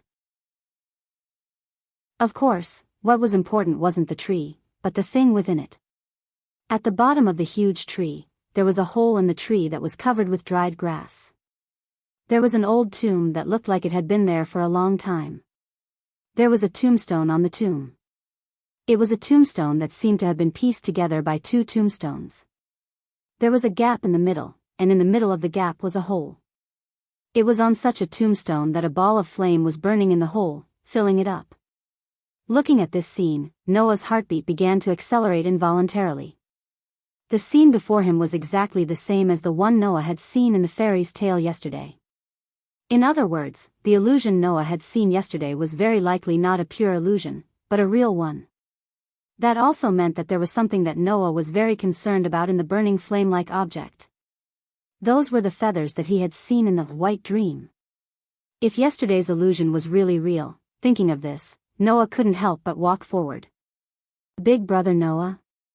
Lisanna stared blankly at Noah, who was walking towards the tombstone, as if she was hesitating whether she should call out to him or not. During this period of time, Noah arrived in front of the tombstone and stared at the hole in the tombstone that was burning like a flame. After a while, he tensed up and stretched out his arm abruptly. Whang! When Noah's hand came into contact with the burning flame-like object, a dazzling light burst out from it, illuminating every corner of the scene. Big brother Noah! Lisanna turned pale with fright, but she only had time to call out before her body was swallowed by the light. Goo! Noah was also enveloped by the light. Furthermore, the ball of flame that Noah's hand came into contact with seemed to crawl up his hand, bringing with it a dense light that illuminated the surroundings. Noah could feel a strong sense of repulsion coming from the hand that was touching it. An extraordinary force kept pounding against his hand, as if warning him to quickly let go. However, not only did Noah have no intention of retreating, he instead slowly withstood the repulsion and slowly clenched his hand. Whang! At the same time, on the back of Noah's hand that came into contact with the ball of flame, the guild emblem belonging to Fairy Tale blossomed with light. In an instant, as if a heavy door had been opened by a key, the repulsion on Noah's hand disappeared. Then, under the stimulation of the intense light, Noah closed his eyes. His consciousness was cut off from here. In a daze, Noah felt as if someone was calling out to him. Thus, Noah slowly opened his eyes. The first thing that entered Noah's eyes was a blank expanse of whiteness. For a moment, Noah thought that he was having the white dream of the past, but after a while, he denied himself. Because, the white in front of him was completely different from the white in Noah's dream. The white in Noah's dream did not make people feel empty, instead, it was like returning to the state of an embryo, very comfortable. Although the whiteness in front of him didn't give him a feeling of emptiness, it still made him feel at a loss. It was completely different from the comfortable feeling Noah experienced in his dream. When he realized it, Noah realized. In front of him, the barefoot fairy girl was tilting her head and smiling at him. Good morning. Good morning. A tender and sweet voice entered Noah's ears, making Noah slightly stunned. He responded reflexively, but when he reacted, he was shocked. You, me? The barefoot fairy girl smiled to the point that her eyes were closed, and introduced herself in this way. My name is Mavis. Mavis Viamilio. Mavis Viamilio? Noah frowned and muttered doubtfully. Why does this name sound so familiar? After saying this, Noah's eyes lit up. Mavis Viamilio. Noah would naturally find this name familiar. That was the name of the first chairman of Fairy Tale U. Noah was stunned as he looked at the barefooted young fairy girl who was smiling at him. You are the first chairman? It has been so long, but there is still someone who remembers me. How delightful. Mavis' voice became lively, and her beautiful bare feet lightly touched the ground, as if she was touching water, creating ripples. She arrived in front of Noah, raised her head, and curiously sized up Noah's body. Inconceivable youth, what is your name? Inconceivable youth? No. In Noah's opinion, Mavis was the truly inconceivable existence. Why would the already dead first chairman appear in front of him? Chapter 72. Mavis was standing less than a meter away from him. She was sizing him up with great interest. Traces of light could be seen flickering in her dark green eyes. She had a very gentle smile on her face. Noah muttered to himself for a moment. My name is Noah. Noah Dole. Noah first reported his name. But unexpectedly, the light of interest in Mavis' eyes grew more and more intense. Dole? Could it be that you are Yuri's descendant? Hearing this question, Noah, who originally had some doubts about Mavis's identity, started to have some doubts about it. Yuri Dole. This name was not unfamiliar to Noah. The owner of this name was Noah's grandfather, the current president of Fairy Tale, Makarov's father. In other words, Yuri Dole could be considered as Noah's great-grandfather. Thus, Noah did not specifically deny it. He nodded and gave a simple reply. Yuri's great-grandfather's son is my grandfather who adopted me. I am the adopted grandson of Fairy Tale's current president, Makarov. So it's like that. The smile on Mavis' face became somewhat dazzling. She appeared to be very happy. To think that there's such an inconceivable existence like you in Fairy Tale. Looks like Fairy Tale has become very interesting now. Hey. Noah could not help but ask. Are you really the first president? Really? Mavis forcefully nodded her head, as if to increase her persuasiveness, she uttered those words. Although I am only a specter right now. Specter. Noah could only turn silent. He did not know what to say. Doubt her? But Noah was unable to say for sure that specters did not exist. Believe her? But her affinity with Noah was so high. She was not at all like the first president who left behind many legends. Furthermore, Noah still had many, many questions in his heart. Mixed together with the question of whether Mavis was truly the first-generation chairman, Noah didn't know which question to resolve first, causing him to sink into distress. Of course, Noah did have many questions in his heart, but Mavis did not. Thus, after looking at Noah for a while, Mavis tilted her head and smiled as she spoke. I know, you are actually looking for this thing, right? After saying that, Mavis extended her hand. In the next moment, a transparent crystal ball suddenly appeared in the empty sky and slowly fell into Mavis' hand. Dong! Almost at the same time when the transparent crystal ball appeared on the scene, Noah's heart suddenly thumped to a degree that could be clearly heard even if it wasn't pressed against his chest. The transparent crystal ball in Mavis' hand blossomed with a dazzling radiance. Within this dazzling radiance, regardless of whether it was Noah or Mavis, both of them could feel an emotion as if it was alive. Joy. Suspended within the transparent crystal ball was some kind of existence. Just like a human, it was emitting an emotion called joy. It was as if it had finally found its family after being lost for many years. The existence that was floating inside the transparent crystal ball-like crystal was the thing that Noah was most concerned about on this trip. A broken feather. Sure enough, this child is related to you. She could clearly feel that joy emitted from the broken feathers floating inside the transparent crystal ball, as well as the loud heartbeat coming from Noah's body. An indescribable radiance appeared on Mavis' adorable childlike face. It's no wonder that after you entered Heavenly Wolf Island, this child, who was always like an inanimate object, would suddenly become so fretful as if it was alive. Finding you was truly the right choice. Hearing this, Noah bitterly laughed. Clutching his heart, he resisted the feeling that was continuously surging within his body. That was also joy. Of course, Noah's heart was also surging with complex emotions at the same time. The appearance of the feather proved that the white dream that Noah had been living in since he was a child was very likely to be real. Furthermore, it was very likely that it was closely related to Noah's past, or the secret of his existence and birth. If that was the case, then that a feather in front of him was the key to unraveling Noah's mysterious past. Thinking of this, how could Noah's feelings not be complicated? After all, whether it was his body's constitution or that the feather that was emitting joy from meeting him, both were telling Noah that he was not ordinary. He really wasn't an ordinary person. Buzz buzz. The joy emitted by the feather in Mavis's hand began to change into fretful. Era. Mavis helplessly laughed. It seems that this child really wants to return to your side. Noah also had the same feeling, so he didn't refute Mavis's words. Instead, he forcefully suppressed the various doubts and emotions in his heart and extended his hand. First generation, can you give this to me?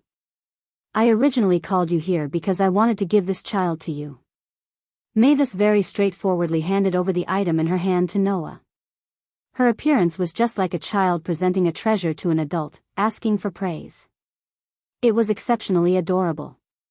Ever since this child suddenly appeared in my tomb, the magic of Heavenly Wolf Island would occasionally be affected. Perhaps because of this, Heavenly Wolf Island has already been exposed to the outside world.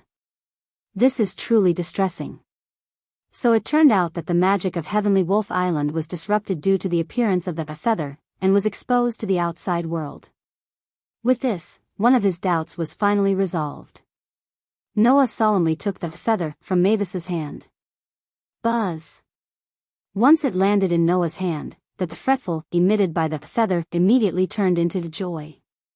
Immediately after, like a baby returning to its cradle, it fell into a deep sleep. Thus, the resplendent strong light dissipated.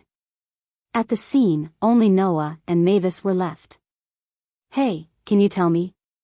Mavis's pair of small wings that were slightly above her ears slightly shook twice. Then, Mavis approached with a face full of curiosity. What relationship do you have with this child? What relationship do I have with it? Noah looked at the feather that was quietly lying in his hand, his tone becoming complicated. Actually, I really want to know, is that so? Mavis seemed to have seen through the confusion in Noah's heart and smiled. No matter what, with such an unfathomable existence like you in the fairy tale, perhaps it will become even more interesting.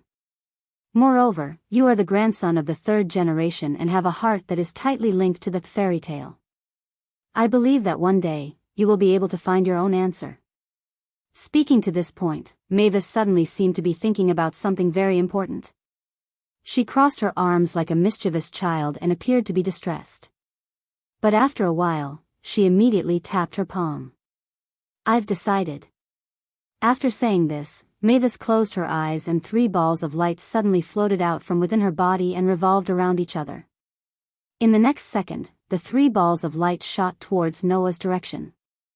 Noah reflexively raised his hands and blocked in front of his body. However, the 3 balls of light ignored Noah's movements and directly merged into Noah's body. Noah only felt an explosion in his head. A memory that didn't belong to Noah entered his mind and was deeply engraved in the depths of Noah's soul. In a daze, Noah heard Mavis's dreamy voice that seemed to be getting further and further away. This is a gift for you. I hope that the inconceivable you can also bring inconceivable hope to the fairy tale. Chapter 73. Big Brother Noah. Big Brother Noah. Big Brother Noah. Just like in his dreams, Noah's familiar voice sounded with a hint of worry, waking him up. Big Brother Noah. As Noah slowly opened his eyes, the worry in her voice disappeared and was replaced with surprise. Noah saw her face full of surprise, causing Noah to wake up. Lisanna? Yes. Lisanna nodded heavily and let out a sigh of relief. That's great. Big Brother Noah, you're finally awake. I thought something happened to you. Seeing her expression of relief that couldn't be faked, Noah rubbed her head in shame. Sorry for making you worry. It's good that you're fine, she said with a shake of her head. Big Brother Noah, why did you suddenly seem to have lost consciousness? About that. Noah scratched his face and laughed bitterly. I don't know how to explain it all of a sudden. I'm not too sure myself, but if I'm not wrong, the firstborn pulled me into a place similar to a mental world. That's why I'm like that, right? Firstborn? She tilted her head in confusion. Upon seeing this, Noah didn't explain in detail. Instead, he continued to stroke her head while looking ahead. Over there, the tombstone of the first president of Fairy Tale was still as old as ever. The hole in the middle of the tombstone was still the same as before, as if it was filled with burning flames. Although there was no heat, there was still a warm glow coming from it. At first, Noah didn't know what the burning flame-like thing was, but now he knew. Anyone who knew about Mavis Viamilio and Fairy Tale would know that there were 3 world-famous magics in Fairy Tale. They were created by the first president of the Fairy Tale, Mavis Viamilio, and only the members of the Fairy Tale could use these 3 super spells. The so-called super magic referred to super magic that only had exceptionally strong magic power, and even had to meet certain conditions. It was a super magic that was much more powerful than ordinary magic, or even the lost magic that existed since the ancient times. It was a super magic with earth-shattering power. Magics like that were not only powerful, they were extremely rare. Even the 10 great Magi saints who represented the pinnacle of the magic world might not have them. It could be said that they were existences that every magus would covet. Within Fairy Tale, there were 3 such magics. However, ever since the firstborn president of Fairy Tale, Mavis Viamilio, passed away, only one of the 3 magics of Fairy Tale was passed down. It was in the hands of the past presidents of Fairy Tale. The other 2 magics were completely lost and became lost magics. Inside the burning flame on the tombstone that belonged to the first chairman of Fairy Tale, one of the 3 great spells of Fairy Tale was sealed within. If the Magi of the outside world were to know about this, it might lead to a war between the Magi on Celestial Wolf Island. After all, if one could really master a magic, even if they couldn't become a figure like the 10 great Magi saints, they could still occupy a place in the magic world. Even Noah couldn't help but be interested. Of course, that was in the past. Noah closed his eyes. At this moment, in Noah's mind, memories that didn't originally belong to him began to appear. There were 3 spells recorded in this memory. These were the 3 major spells of the fairy's tale. Now, these 3 magics, which even the president of Fairy Tale had only mastered one, were clearly engraved in Noah's mind. As long as Noah was willing, he could start learning these 3 world-famous magics at any time. Thus, one of the 3 magics of Fairy Tale sealed within the tombstone was no longer able to arouse Noah's interest. Phew. Noah lightly exhaled, opened his eyes, and spoke softly to the tombstone in front of him. What a precious gift, HM. Lisa blinked. Big brother Noah, what did you just say? Nothing. Noah tidied up his emotions, turned around, and walked outside. Let's go. Lisa. Go. Lisa hurriedly followed. Go where? Noah said without turning his head. Back to the guild. Huh? Lisa was even more baffled. Then, are we not going to deal with the mana disorder problem on Celestial Wolf Island? That's already been dealt with. Dealt with? Lisa angrily shouted as countless question marks popped up in her head. What the hell is going on? Explain it to me. In the midst of the commotion, Noah and Lisa gradually left the place. In front of the old tombstone, the fairy-like girl had appeared there at some point. She looked at Noah's gradually blurring figure from afar, and after a long time, she let out a tinkling laugh. Bless you, the young man who makes others feel incredible and unusually warm, what? In the Fairy Tale Guild, Makarov's frantic screams reverberated throughout the sky of Magnolia. Even the buildings in Fairy Tale seemed to be trembling. You said you saw President Mavis on Celestial Wolf Island? Standing in front of Makarov, Noah closed one of his eyes after being yelled at by him. Lisa couldn't help but cover her ears. Apart from Noah and Lisa, the other members of Fairy Tale widened their eyes in shock. Is this for real? Gray's mouth twitched. The first president's ghost is on Celestial Wolf Island? You're joking, right? Elisha said as she crossed her arms and muttered to herself. No, it's possible if it's Lisanna, but Noah wouldn't make such a joke. Ghost? Naz also crossed his arms with a distressed expression. After a long while, he looked at Haby who was flying beside him. Hey, are ghosts tasty? Wow. Haby narrowed his eyes. This person is dumber than a cat, you. Two. Mira said with a look of hatred. Since you didn't bring me along. Are you two telling the truth? Makarov asked solemnly. You can't joke about this. Actually, I don't know if I should believe it myself. This is what Big Bro Noah told me. Lisanna pointed at her face with her finger and acted as if she was recalling something. But, if it's true that we saw a girl on Celestial Wolf Island, then I saw her too. But, I don't know if it's the first president. This. Makarov was confused for a moment before he looked at Noah. Then, what did President Mavis say to you? Noah glanced at everyone around him. When he realized that everyone was staring at him, he lowered his head. The look in his eyes became indiscernible and undetectable. Should he tell everyone in the guild the truth? While this thought flashed through his mind, Noah's mind was also running at an extremely fast speed. Until a certain moment, Noah made a decision. Actually. Noah looked at Makarov and said. The first president asked me to stay on Celestial Wolf Island temporarily and learn magic from her. Chapter 74. It was nighttime. Lying on his bed, Noah stared at the ceiling not too far away from him. Thousands of thoughts flashed through his mind. Reaching out his hand, he touched his chest. Noah could feel that his heart was beating at an intense frequency. This was a feeling that only Noah knew. Why would his heart beat in such a way? Noah had no idea. However, Noah had a feeling in his heart that something was calling out to him. Noah's intuition told him. If he answered this call, then he would leave the fairy's tale. This feeling started when Noah obtained the feather from Mavis. Since it was related to obtaining the feather, then, even if this feeling was extremely mysterious, the possibility of it becoming reality was extremely high. Sigh. Noah sighed faintly.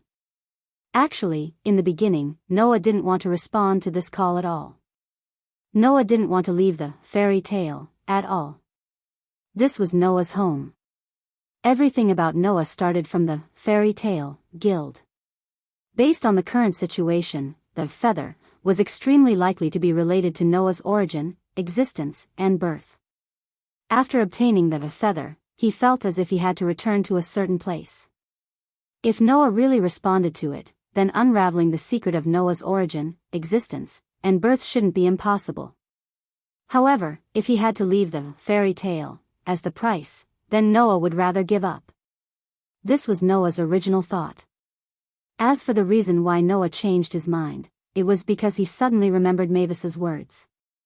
There is a heart that is tightly linked to the fairy tale. Noah clutched his chest, feeling the unnatural movement there. He closed his eyes and fell into deep thought. Then, no matter how far away I am, will I always return here? This was a completely baseless feeling. However, wasn't the feeling that made Noah leave the fairy tale also completely baseless? Since these were both baseless feelings, if he could believe the former, why couldn't he believe the latter? With that thought in mind, Noah's heart surprisingly calmed down. Even the throbbing in his chest began to subside. Noah had already decided. No matter what, he had to try first. Otherwise, this might become something that Noah would never be able to let go of for the rest of his life. In order to not let Makarov and the people around him worry, Noah said those words during the day. To go to the Sky Wolf Island and learn magic from the first President Mavis. In this way, everyone would not have to worry needlessly. In fact, it was just as Noah had thought.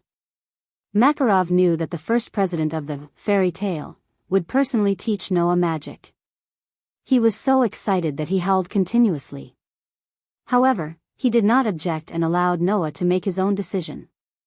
Elisha, Gray, Naz and the others knew that Noah, who had just returned, was going to leave for a period of time because of his training. They made a lot of noise, but in the end, they did not stop Noah and expressed their support. Only Lisanna, after Noah mentioned that he would be going to the Sky Wolf Island for a period of time, kept her head down and did not say a word. There was no need to talk about Mira. She glared at Noah with a murderous look, as if she had a deep grudge against him. In the end, although they made a lot of noise, Noah's decision to leave tomorrow and stay at the Sky Wolf Island was something that the entire fairy tale guild knew about. And Noah had already made up his mind.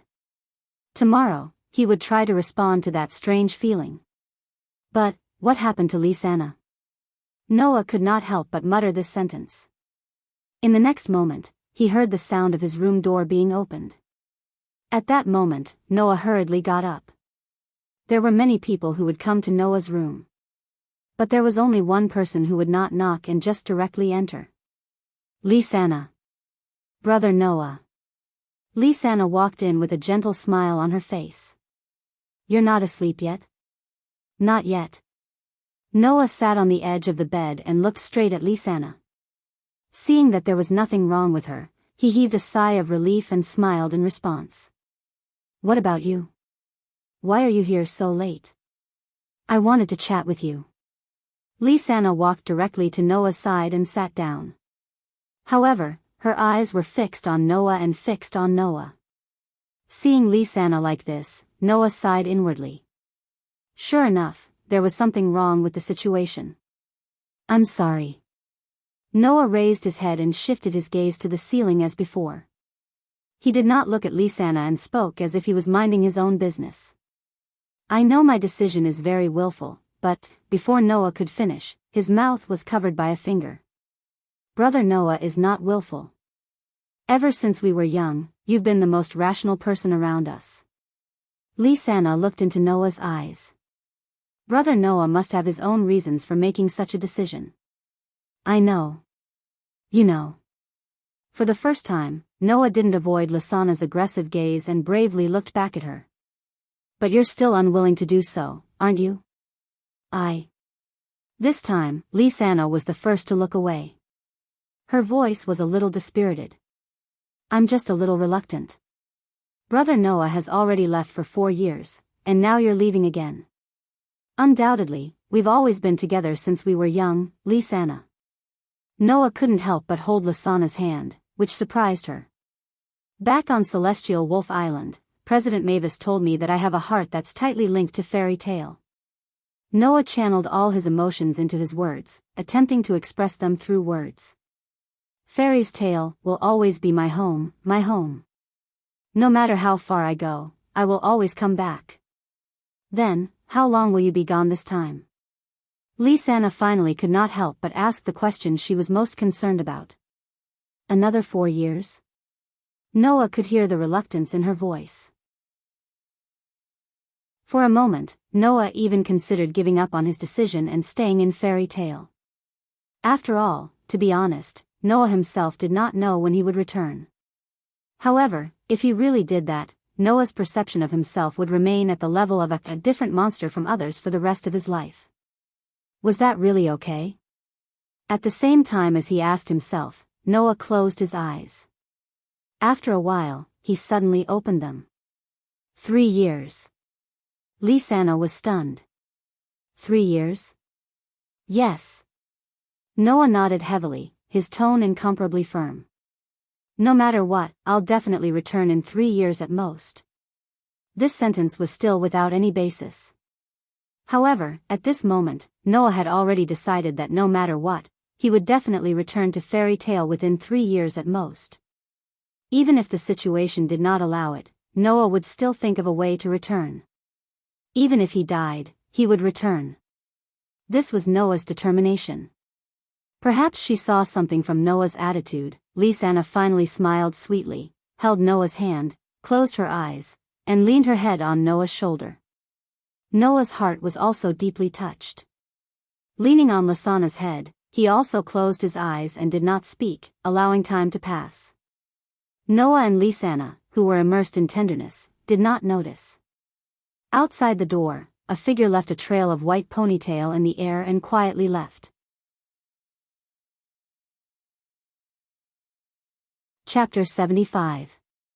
The sun gradually chased away the darkness of the night and illuminated the entirety of Villa Magnolia. It also illuminated the fairy tale that seemed to always be in the center of the town, causing the signboard to shine brightly. At this moment, she was arranging the clothes she had taken out from the wardrobe and stuffing everything she had brought into Noah's luggage. What's missing? Noah, who had put his magic sword into a cloth bag, looked at Lisanna with a helpless expression. I say, Lisanna, I'm only going on a long trip, not to seek refuge. There's no need to pack all my clothes and stuff into my luggage, right? What are you talking about? Lisanna spat out her dissatisfied words without even turning her head. Big brother Noah, you're going to Celestial Wolf Island this time, not near Magnolia. You can find food on the island, but will you be able to find clothes on the island? Still, there's no need to bring so much, right? Noah looked at the luggage that was almost bigger than his bed and rolled his eyes. Can't I just bring 1 or 2 pieces of clothing and 1 or 2 other things? Then what if you can't find them when you need them? There's always a way. I'm going to an island, not a desert. Do you think I'll die of thirst or starvation? But, seeing that she was still unwilling, Noah decided to cut the Gordian knot. No matter what, it'll be a burden for me to bring too many things. I'm not a Lusha, I don't have to bring a carriage full of luggage with me every time I go on a mission. Then, under Lisanna's regretful gaze, Noah took out the things he didn't need and the things he prepared too well. He only stopped when his luggage was reduced to the size of a parcel. He hung it on the cloth bag that contained the knight's sword and slung it over his shoulder. That'll do. All right. Lisanna still didn't seem to feel at ease. Noah couldn't help but stroke her soft hair lovingly. Even though I'm going far this time, I have experience living in the wilderness, mountains, and forests. I won't starve to death anywhere. Only then did her expression look much better and she nodded reluctantly. Noah walked down the stairs with her. When he appeared in front of everyone in the guild, the noisy guild instantly quieted down. Everyone's eyes were fixed on Noah. Some were filled with blessings. Some were filled with smiles. Some were filled with reluctance. Some were filled with understanding. Noah's heart couldn't help but calm down. Elisha, Naz, Gray, Kana, Elfman, and even Leia, who was in the corner, quietly looked at Noah, not intending to say anything. There was a complicated look in Myra's eyes for a moment. After a while, she snorted coldly and turned her head away with a look of indifference. Makarov walked up to Noah and looked up at Noah. Are you ready? Noah didn't answer. Instead, he nodded, causing Makarov to sigh. You're a smart child. You've been very sensible since you were young. You know how to work hard and take care of yourself. You also have experience cultivating outside. I'm not worried about whether you'll be able to live a better life. Speaking of this, Makarov smiled benevolently. But if you miss home, you can come back at any time. Understand? Noah suppressed the surging emotions in his heart, but he couldn't help but put on a smile on his face. I understand, Grandpa. Celestial Wolf Island is our sacred land. Since you plan to live there, you have the duty to protect it, Makarov said seriously. The strength of the first chairman, Mavis Viamilio, when she was alive was almost unseen. She also possessed extraordinary wisdom and knowledge. She was familiar with almost all kinds of magic. Since the first chairman intends to personally teach you magic, you have to learn it seriously. Makarov said with some expectation. With your talent and the powerful magic that you were born with, perhaps you might have the opportunity to learn the 3 great spells that President Mavis created when she was still alive. Fairy tale. That's hard to say. Hearing this, the members of the guild were also looking forward to it. They obviously wanted to see the 3 great magic spells of the fairy tale. Noah couldn't help but apologize to everyone in his heart. After all, Noah didn't really intend to let Mavis teach him magic. However, Makarov and the others' expectations weren't disappointed. Although Noah said that Mavis would personally teach him magic, it was just a white lie that he didn't want others to worry about him. However, this lie wasn't completely made up. At the very least, the 3 great magic spells of the fairy tale that Mavis created were indeed lying in Noah's mind, waiting for him to learn and control them. Thus, Noah looked around at everyone present and nodded solemnly. I won't disappoint everyone. Hearing this, everyone in the guild gave Noah their blessings. Take good care of yourself, Noah. Don't forget to bring back some specialties when you come back. Yes, yes, yes.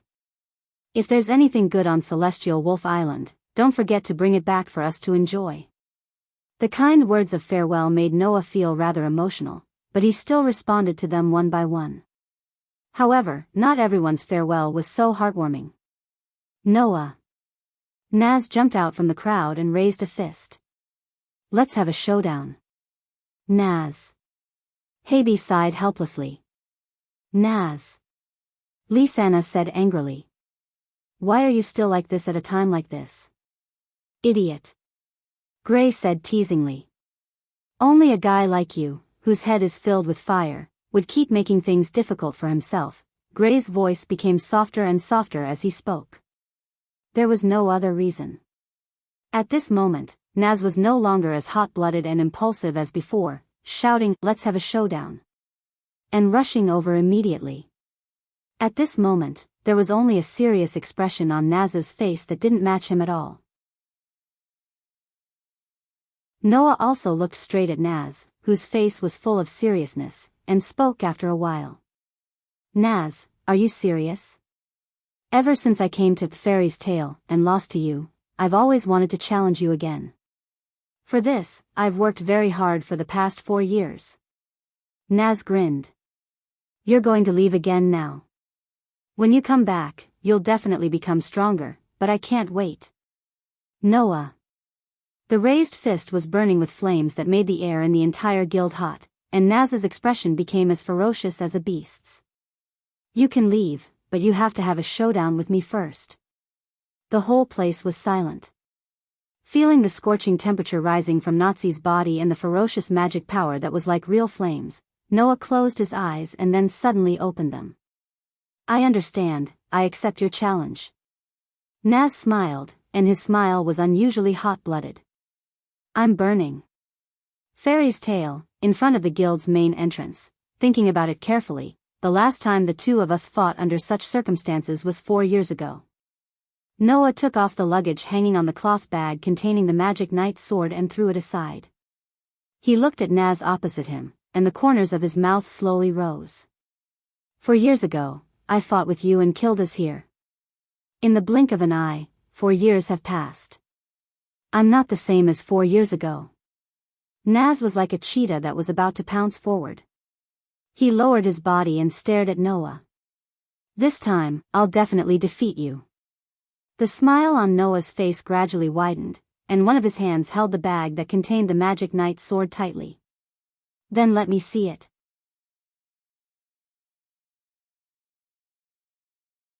Chapter 76. The battle began abruptly in an atmosphere that was on the verge of breaking out. Boom! With an explosive sound, Nazi lowered his body like a cheetah. Scorching flames rose from his body and wrapped around Nazi's body. Nazi opened his mouth without warning, and the flames around his body flowed into his mouth like a stream of air. Fire dragons. In the next moment, Naz opened his mouth in Noah's direction. Roar!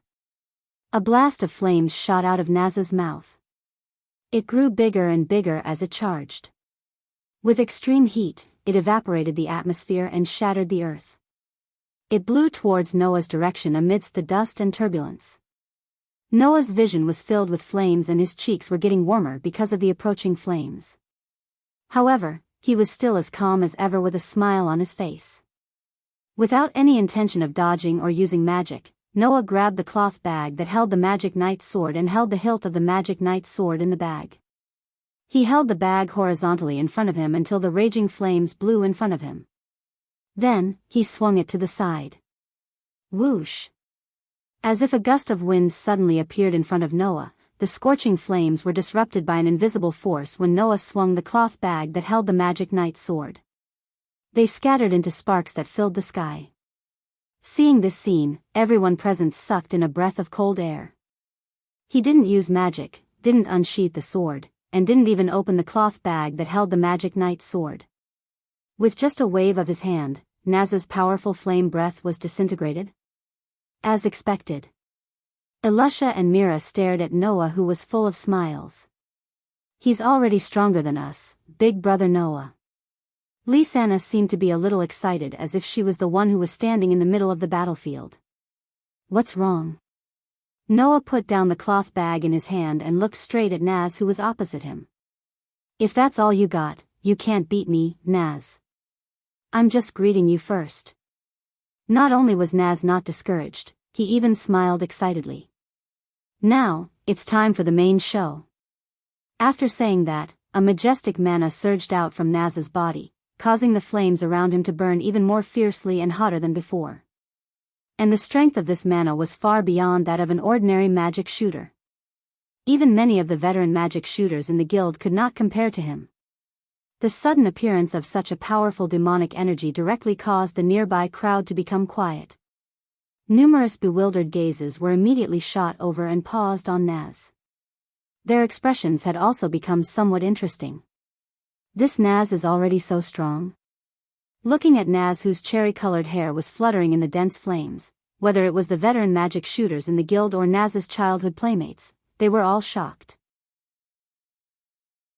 Although Naz was always clamoring to duel with someone, almost no one had seen Naz's full strength in these years, not even Gray, who played with him every day. Therefore, at this time, no one in the great fairy tale knew that Naz had unknowingly become so strong. Apart from those S-rank magic shooters, there shouldn't be more than 5 people in the entire fairy tale who could compare to Naz. This guy, even we didn't know that he had reached such a level. Mira and Elisha looked at each other and couldn't help but smile. Tisk, Gray smacked his lips, but his line of sight was fixed on Naz.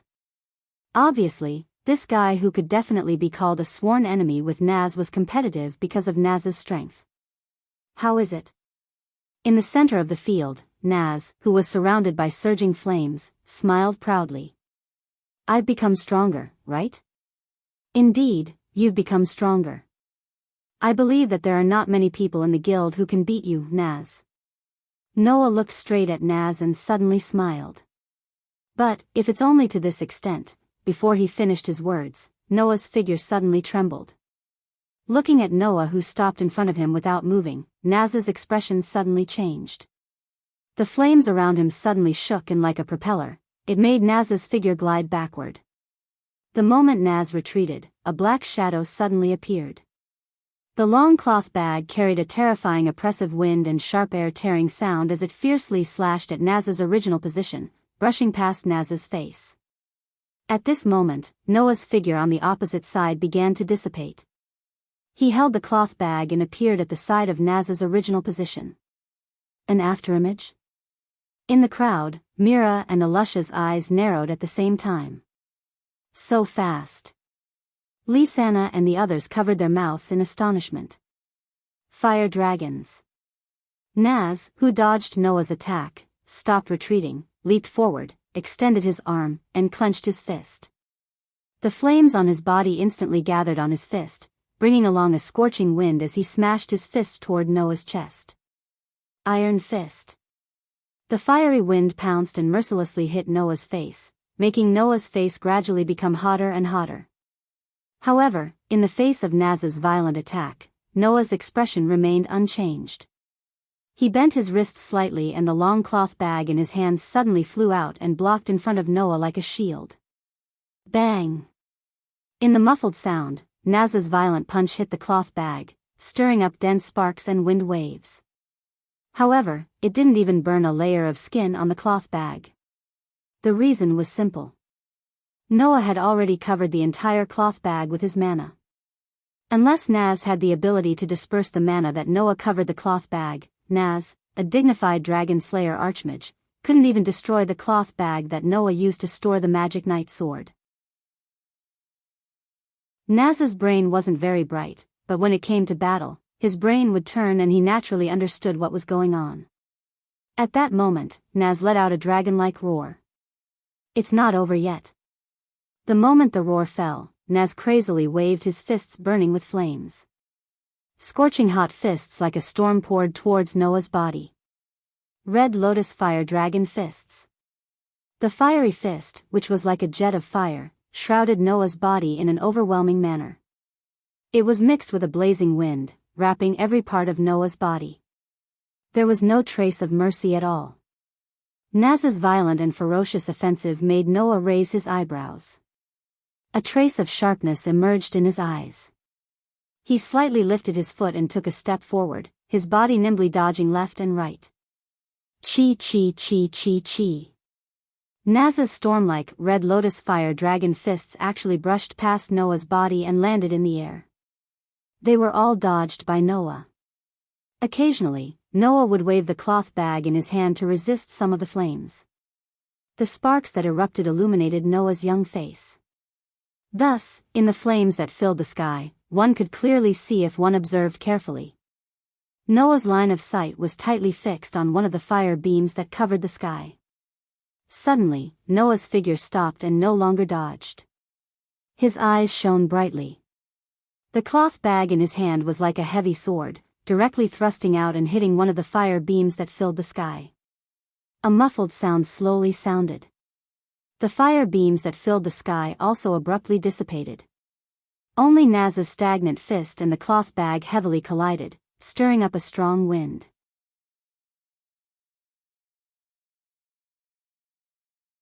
Chapter 77. Wah! A shockwave spread out from the battlefield and blew onto the surrounding fairy tale players, causing quite a few of them to cry out in surprise. Ha! Feeling the fierce force from Naz's fist, Noah let out a low growl. Vigorous magic power burst out from his body and poured into Noah's arm along his body.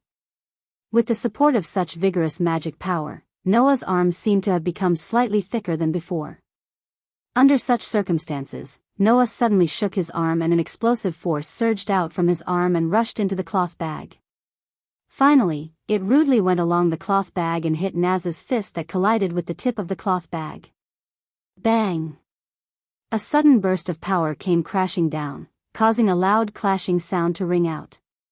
Then, the scorching flames covering Naz's fist were completely dispersed by this impact, causing Naz to be shocked.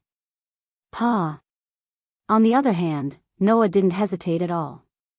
Taking advantage of Naz's surprise, he heavily slapped the cloth bag. Whoosh!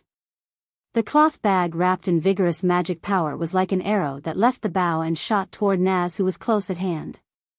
Shooting at such a close distance, even with Naz's reaction, he almost couldn't react in time. When he finally reacted with great difficulty, the tip of the cloth bag containing the magic knight's sword, which was the tip of the magic knight's sword in the cloth bag, had been imprinted in Naz's eyes and gradually enlarged. Damn it! Naz roared again. He turned his body sideways and turned his body upside down in the air. He stretched out a foot with his head down and feet up. Naz's foot immediately burned with a scorching flame. Fire Dragon's hook claw. The foot burning with flames fiercely kicked the cloth bag that was shooting toward him. Clang! A crisp sound of steel clashing resounded through the sky. Naz's figure and the cloth bag that was shooting toward Naz flew out almost at the same time. Pah! Noah directly stretched out his hand and caught the cloth bag that was flying back. Goo! Naz fell to the ground with his back in a somewhat embarrassing state. After smashing heavily on the ground, he bounced up and knelt on one knee with one hand pressing on the ground. He finally stabilized his body. It was clear at a glance who had the upper hand in this duel. Moreover, Naz had already used all his skills and his magic power was almost squandered in a wasteful way. He attacked crazily and displayed 120% of his strength. As for Noah, not to mention magic, even his usual weapon had been kept in the cloth bag. He didn't display his impressive swordsmanship. He only used magic power to strengthen the toughness of the cloth bag throughout the whole process. He was unilaterally dealing with Naz's attacks and hadn't even started to exert his strength. As a result, Naz displayed 120% of his strength, but Noah didn't even know if he used 1/10 of his strength. Naz still ended the duel at a disadvantage. Was there any suspense in this duel? So strong. No matter how stupid Naz was, it was impossible for him not to realize how big the gap between him and Noah was. He clenched his fists, his eyes and expression were shaking, and his body was trembling. Seeing this, the people of Fairy Tale were amazed at Noah's outstanding strength, and at the same time, they looked at Naz with pity. Naz. Habi had tears in the corners of his eyes and looked like he was about to cry. It seemed that he couldn't bear to watch anymore. Mira, Alusha, Lisanna, Gray, and the others quietly watched the development of everything in silence. Makarov, who had been watching the entire duel silently, glanced at the calm Noah and then at the wavering Naz, and a gratified look appeared in his eyes. Naz, you should thank Noah for creating the motivation for you to become stronger before leaving. In the middle of the field, Noah looked at Naz, who was clenching his fists, trembling all over, and his eyes gradually became serious. Naz. The extremely abrupt call startled the trembling Naz and he looked over blankly. Become stronger. Facing Naz's sluggish gaze, Noah indifferently opened his mouth and said such a sentence. Then, come and challenge me. Hearing this, Naz's eyes trembled, but the trembling of his body inconceivably stopped. His expression gradually recovered, and he revealed a big smile. You're really strong. Naz lowered his hands and stared at Noah with a burning gaze. Next time, let's have another duel. Noah closed his eyes, but the smile on his face could not be concealed. It was not until this time that the people of Fairy Tale realized what had happened. It was obvious. Naz had admitted defeat. This duel, Makarov announced on the spot. The winner Noah. Oh oh oh oh oh. All the magic shooters of Fairy Tale cheered, and they were not stingy with their cheers for this wonderful duel. Naz. Habi flew directly into Naz's arms, and his face was full of worry. Are you okay? Ah. Naz nodded heavily, hugged Habi, and looked at Noah, who was in the middle of the crowd, with a strong fighting spirit blooming in his eyes. Hey, Habi. N? Habi raised his head and looked at Naz in a daze. I want to be strong. Naz made such a declaration in a firm and hearty voice. Become stronger than anyone else. Love. Habi cried out loudly. If it's Naz, it's definitely not a problem. Is that so? Naz laughed out loud. Not far away, Noah, who was in the middle of the crowd, looked in the direction of Naz, and his heart was more or less surging. Although Naz was not as strong as Mira and Alusha, and was not comparable to Lax's, but after the battle with Naz, Noah had such an incredible feeling in his heart. If there was someone in the crowd of Fairy Tale who could surpass Noah in the future and catch up with Noah's footsteps, then this person, in all likelihood, was Naz. From Naz, Noah saw almost infinite possibilities. So, Noah deeply believed in this.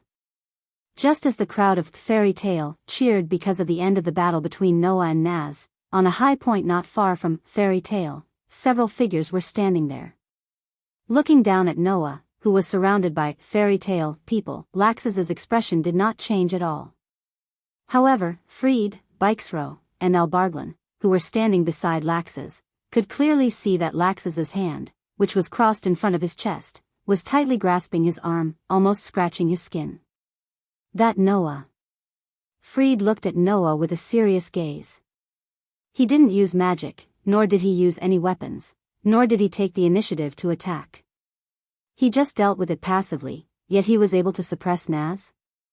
Speaking of which, Naz's strength has also improved a lot.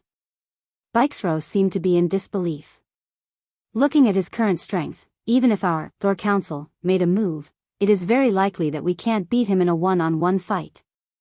I have no interest in Naz. Albarglin said directly.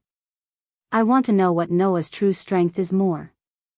As soon as these words came out, Laxas immediately turned around and walked in another direction without looking back. Laxas. The three people of Thor Council all let out anxious voices and chased after him. Laxas, who did not care about Thor Council, had a ruthless look in his eyes as he left such a sentence. When you come back, I will prove that I am the strongest one.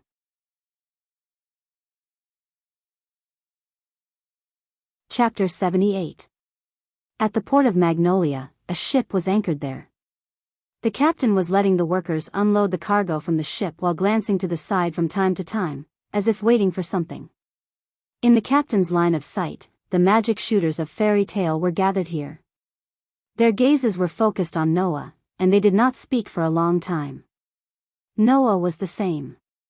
His gaze swept over his companions again and again until the captain of the ship not far away cast an urging gaze at him. He took a deep breath and nodded to everyone. Everyone, let's part here. Brother Noah. Lisanna was the first to call out to Noah, her face full of reluctance. Remember to take good care of yourself. Don't worry. Noah stepped forward and patted Lisanna's little head. This is not the first time I've left Fairy Tale for training. You don't have to worry too much. That's true, Alusha said as if she was joking. With Noah's strength, even if he encounters a shipwreck, he will be able to survive. We don't have to worry about him at all. Well, although I'm not very familiar with Celestial Wolf Island, since the first president is there, even a ghost can take care of Noah, right? Gray was dressed neatly, which was rare for him.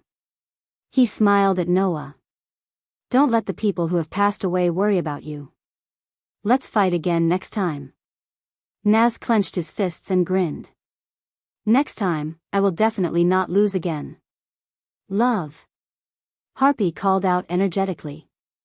Then, he reluctantly took out a fish from his backpack. He was drooling while holding back his tears. With trembling cat paws, he handed the fish to Noah. I'll give you my most precious treasure. Boo-hoo-hoo. I'll accept your kindness. Noah said, not knowing whether to laugh or cry. Since it's so precious, keep it well. Don't waste it. Love. Like acting in a play, Harpy rapidly took back the fish. His funny performance dispersed a lot of the sadness before the departure, causing many people to reveal smiles. Bon voyage. Karna, Lebby, and the others only said this one sentence and didn't say anything else. Everything was understood without words. Noah nodded in response. Then, he paused for a moment and turned to look at Lisanna's side. There, Mira was still wearing her revealing and sexy clothes. Her white ponytail was casually hanging behind her back. She crossed her arms and didn't say a single word. Humph. Seeing that Noah was looking at him, Mira dodged his gaze for a moment. Then, he snorted and turned his head away, looking like he had no intention of saying anything. Seeing this, Noah shrugged and said mockingly. I hope you'll become gentler when I come back. Do you want to fight? Mira blushed and glared at Noah. Her face was full of murderous intent, but the words that came out of her mouth were like that. Will you come back if I become gentler? Noah raised his eyebrows.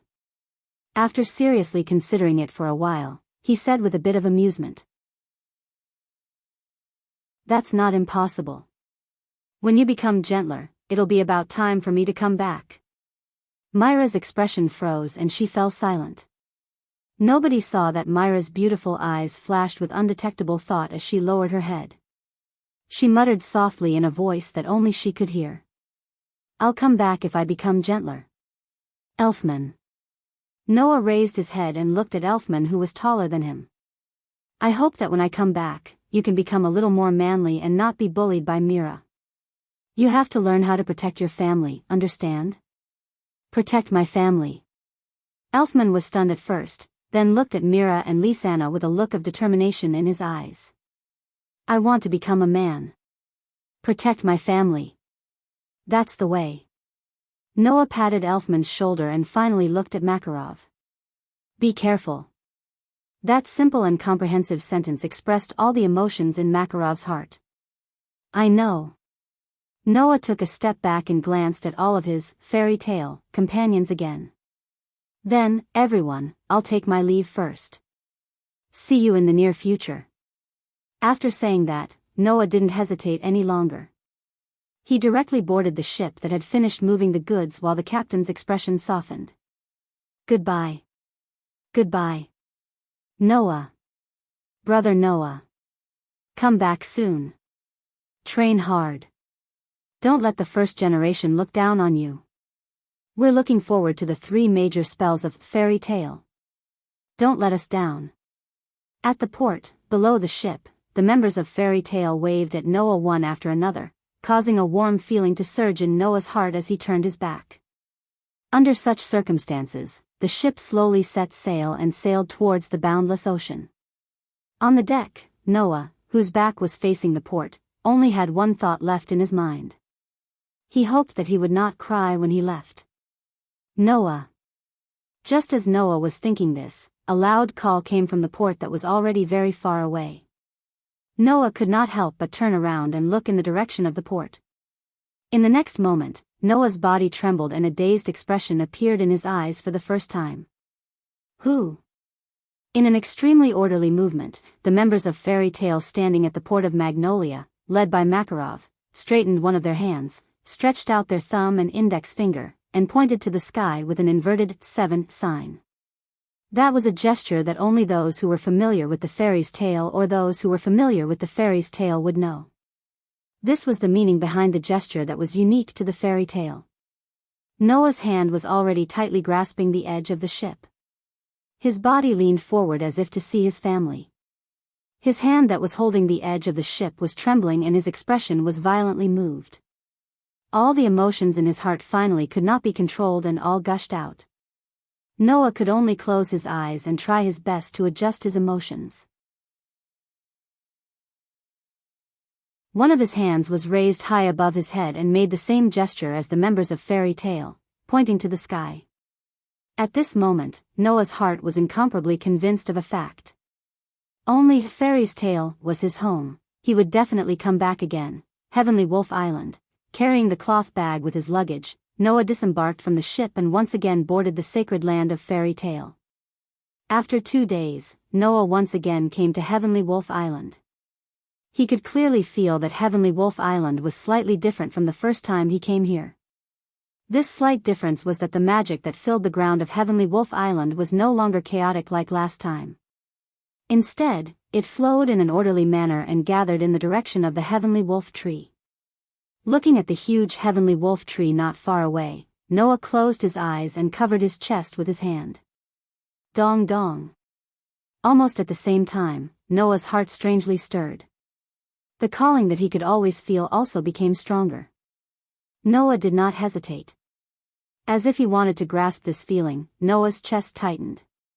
Wang.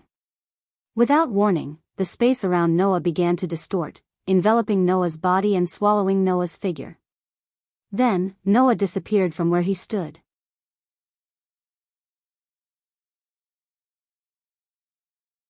Chapter 79. Even with his eyes closed, Noah could clearly feel it. In front of his eyes, there was a white that was enough to penetrate his eyelids and enter his vision. His brain seemed to have entered a state of confusion, and could not operate in time. His body seemed to have entered the world of water, and there was no sense of direction. Noah could only use his consciousness to barely understand that he seemed to be in a state of weightlessness. His body was spinning and floating back and forth uncontrollably, as if he was floating up and down with the waves. It was very strange. Noah himself did not know how long this feeling lasted. Perhaps, his confused brain was no longer able to distinguish the concept of time, and let Noah maintain this state until he grew old, or until he died. That might be the case. Therefore, when the familiar feeling of being on the ground was transmitted to Noah's confused brain through his feet, it made Noah's confused brain shake. When he gradually came to his senses, Noah actually had a faint sense of happiness and satisfaction to be able to be on the ground. Immediately, Noah opened his eyes. The first thing that entered Noah's eyes was a white that was enough to hurt people's eyes. Noah could not help but raise a hand in front of him, squinting his eyes slightly. After adapting to the strong white light, he raised his head and looked ahead. Unfortunately, there was nothing in front of Noah. There were no objects. There was no environment. There was no sky. There was no earth. Even the boundary line did not enter Noah's vision. This was a world with nothing. Except for a white that was enough to hurt people's eyes, there was nothing here. Noah seemed to be floating in the air, but he felt as though he was standing on solid ground. It was as though he was standing on an invisible ground. Everything in his field of vision was white. Except for the white, there was nothing. However, it was such an empty world that made Noah's body tremble, as if he had fallen into soft cotton. It was like a baby returning to his mother's body, and he felt very comfortable. This feeling made Noah's eyes widen. Because, this was a feeling that only appeared when he entered the white dream in the past. At that moment, Noah's remaining blurred consciousness was completely awakened, allowing Noah to realize what was going on. He wasn't really in a dream. This place was still the place that Noah had seen in his dreams more than once. However, this time, this place gave Noah a sense of reality, without the illusory feeling of a dream. Noah could understand what was happening in an instant. The fact that the white dream was real. Now, Noah finally came to the dream that could be said to have accompanied him for his whole life. Since this is the case, Noah slightly clenched his fists, and raised his head, to look at the direction where the sky should have been. Thus, Noah saw feathers falling to the ground to be falling floating in the bubble, the feathers that fell from the sky, enveloped by a white halo and suspended in a bubble, the feathers that fell from the sky, ding ding ding ding. It was as if they were welcoming Noah. Pieces of feathers emitted dazzling halos as they came to Noah's side. Like little birds, they cheerfully circled Noah and began to circle around him. Bursts of intense light surged from the feathers. Bathed in the light, Noah felt an emotion called joy. The scene was exactly the same as when Noah obtained the feather on Sirius Island. The difference was that the feathers that were circling around him were not only much brighter than the feathers that Noah received, but the emotions contained within them were also much more intense. In addition, the feathers in front of him were complete. The feathers that Noah received, however, were incomplete. Wait! Noah suddenly woke up. Incomplete?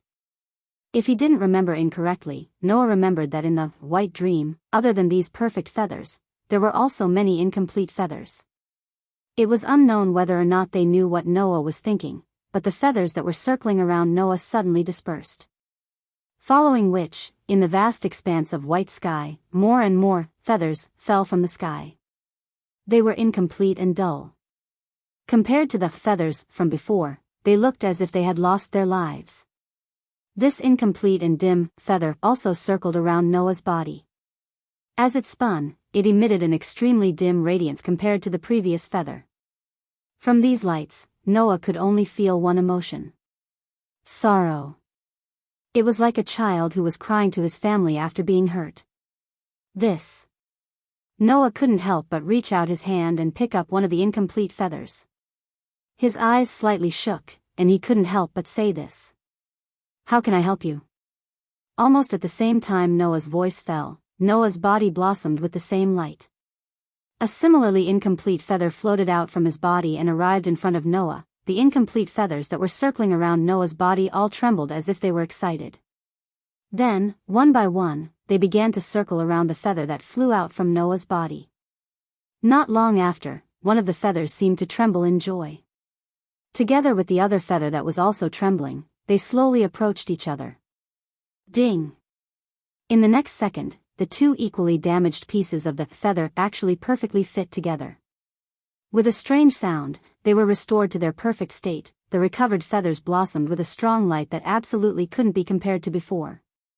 They released emotions called excitement, gratitude, excitement, ecstasy, and other emotions to Noah. They flew to Noah's cheeks in an extremely human-like manner and rubbed against Noah's cheeks. Inconceivably, Noah's heart was filled with gratification and joy. It was as if he had a heart-to-heart with the feathers. He stroked the feather that was rubbing against his face and said as if he understood: I understand. As long as I can find your incomplete parts, you can return to your original state, right? Wang wang wang. Around them, the incomplete feathers began to tremble one by one, echoing Noah's words. But Noah furrowed his brows. Where should I go to find your missing parts? The feather that was rubbing against Noah's cheeks suddenly flew in front of Noah and immediately hit Noah's head.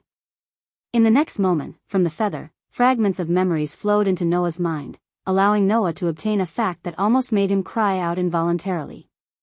You are all worlds? Yes. These complete feathers, before his eyes, were all complete worlds. Except for the world where the fairy's tale was, the rest were all worlds.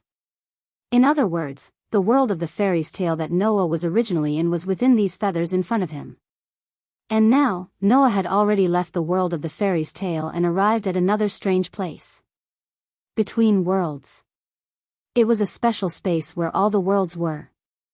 As for those incomplete feathers, they were each a fragmented world.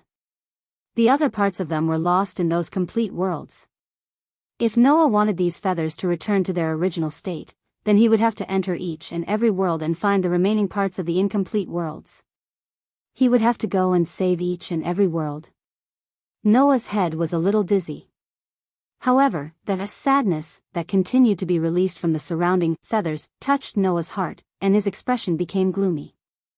Finally, Noah let out a deep sigh. The other worlds.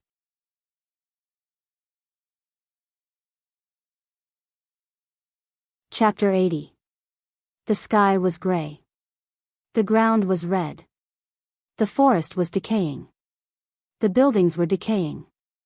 The wind carried a variety of pungent smells. The air was filled with an atmosphere that made one's heart palpitate. Vaguely, a roar that sounded like the roar of a tiger or the howl of a wolf reverberated in the surroundings, reverberating in every corner that could be touched. It gave people a feeling that they were not willing to have in their entire lives. Despair.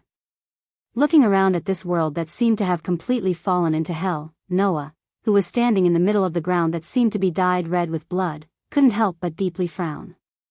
What is going on with this world? Yes. With just a glance, Noah could recognize that this was a completely different world from the one he was in before.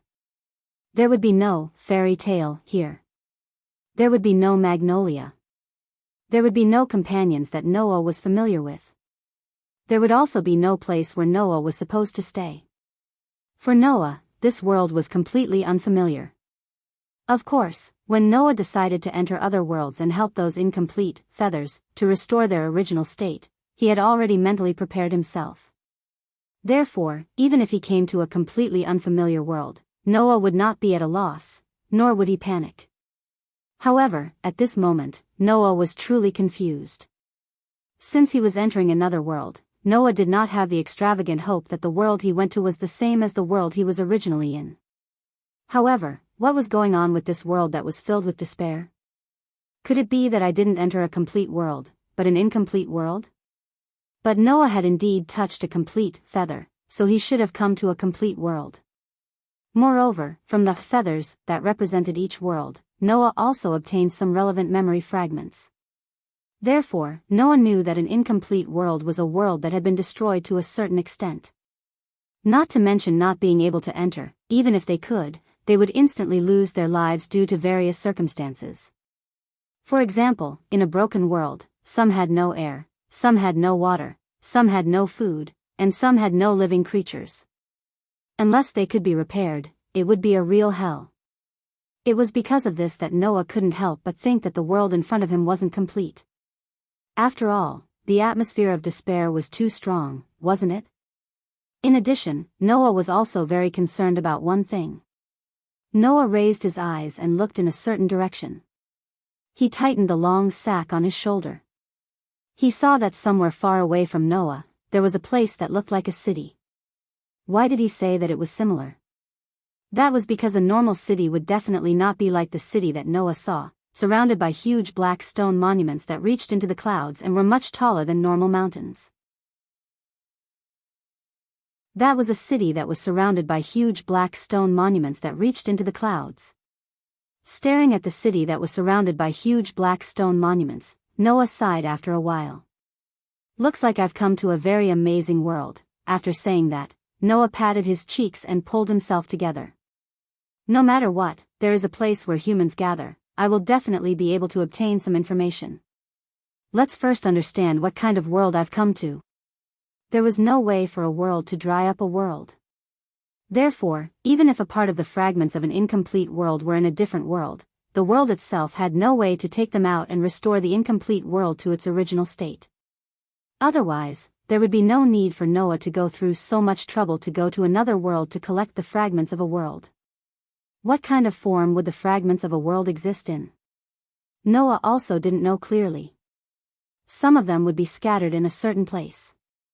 Some of them would be hidden in a certain object. Some of them would need to be found personally. Some of them would need to meet certain conditions to appear on their own. All in all, Noah wanted to find the fragments of a world. If he was lucky, he would be able to find them in 1 or 2 days. But if he was unlucky, he might not be able to find them in 10 or 20 years. What Noah could do was to obtain all the useful information. As long as he obtained information related to the fragments of a world, Noah would be able to receive hints from the current world and obtain traces of the fragments of a world. For example, last time, after Noah received information about the celestial Wolf Island, he received a hint about that world and entered the dreamland, where he truly saw the location of the world fragment. And before obtaining a certain amount of information, even Noah's world would not know the location of the fragments of a world. In other words, Noah was like a detector for the fragments of a world. After entering the world of the fragments of a world, as long as he obtained a certain amount of information, the current world would be able to use Noah as a detector to infer the location of the fragments of a world and give hints to Noah. In this way, Noah's existence was like, born in order to find the fragments of a world. Noah's eyes flashed with a complicated expression as he sighed again and again. In the end, after leaving Fairy's tale, the secret of my existence can only be obtained from such a depressing guess? It was just that Noah unexpectedly couldn't hate this task. There was no other way. Who told those feathers to be like children, pure and innocent, making it impossible for Noah to ignore them? So, cheer up. Unfortunately, there was someone who wanted to make things difficult for Noah. Gee! Following such a sharp sound, the ground where Noah was suddenly trembled. Noah's expression turned cold. Without hesitation, he jumped up and with an astonishing leap, he jumped more than 20 meters into the air. Pung!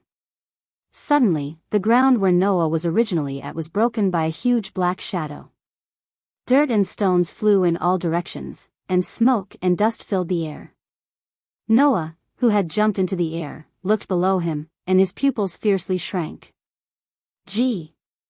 A 4 to 5 meter tall monster without fur, with veins popping out like water pipes, a body like a snake, and a head like a man-eating flower, drilled out from the ground.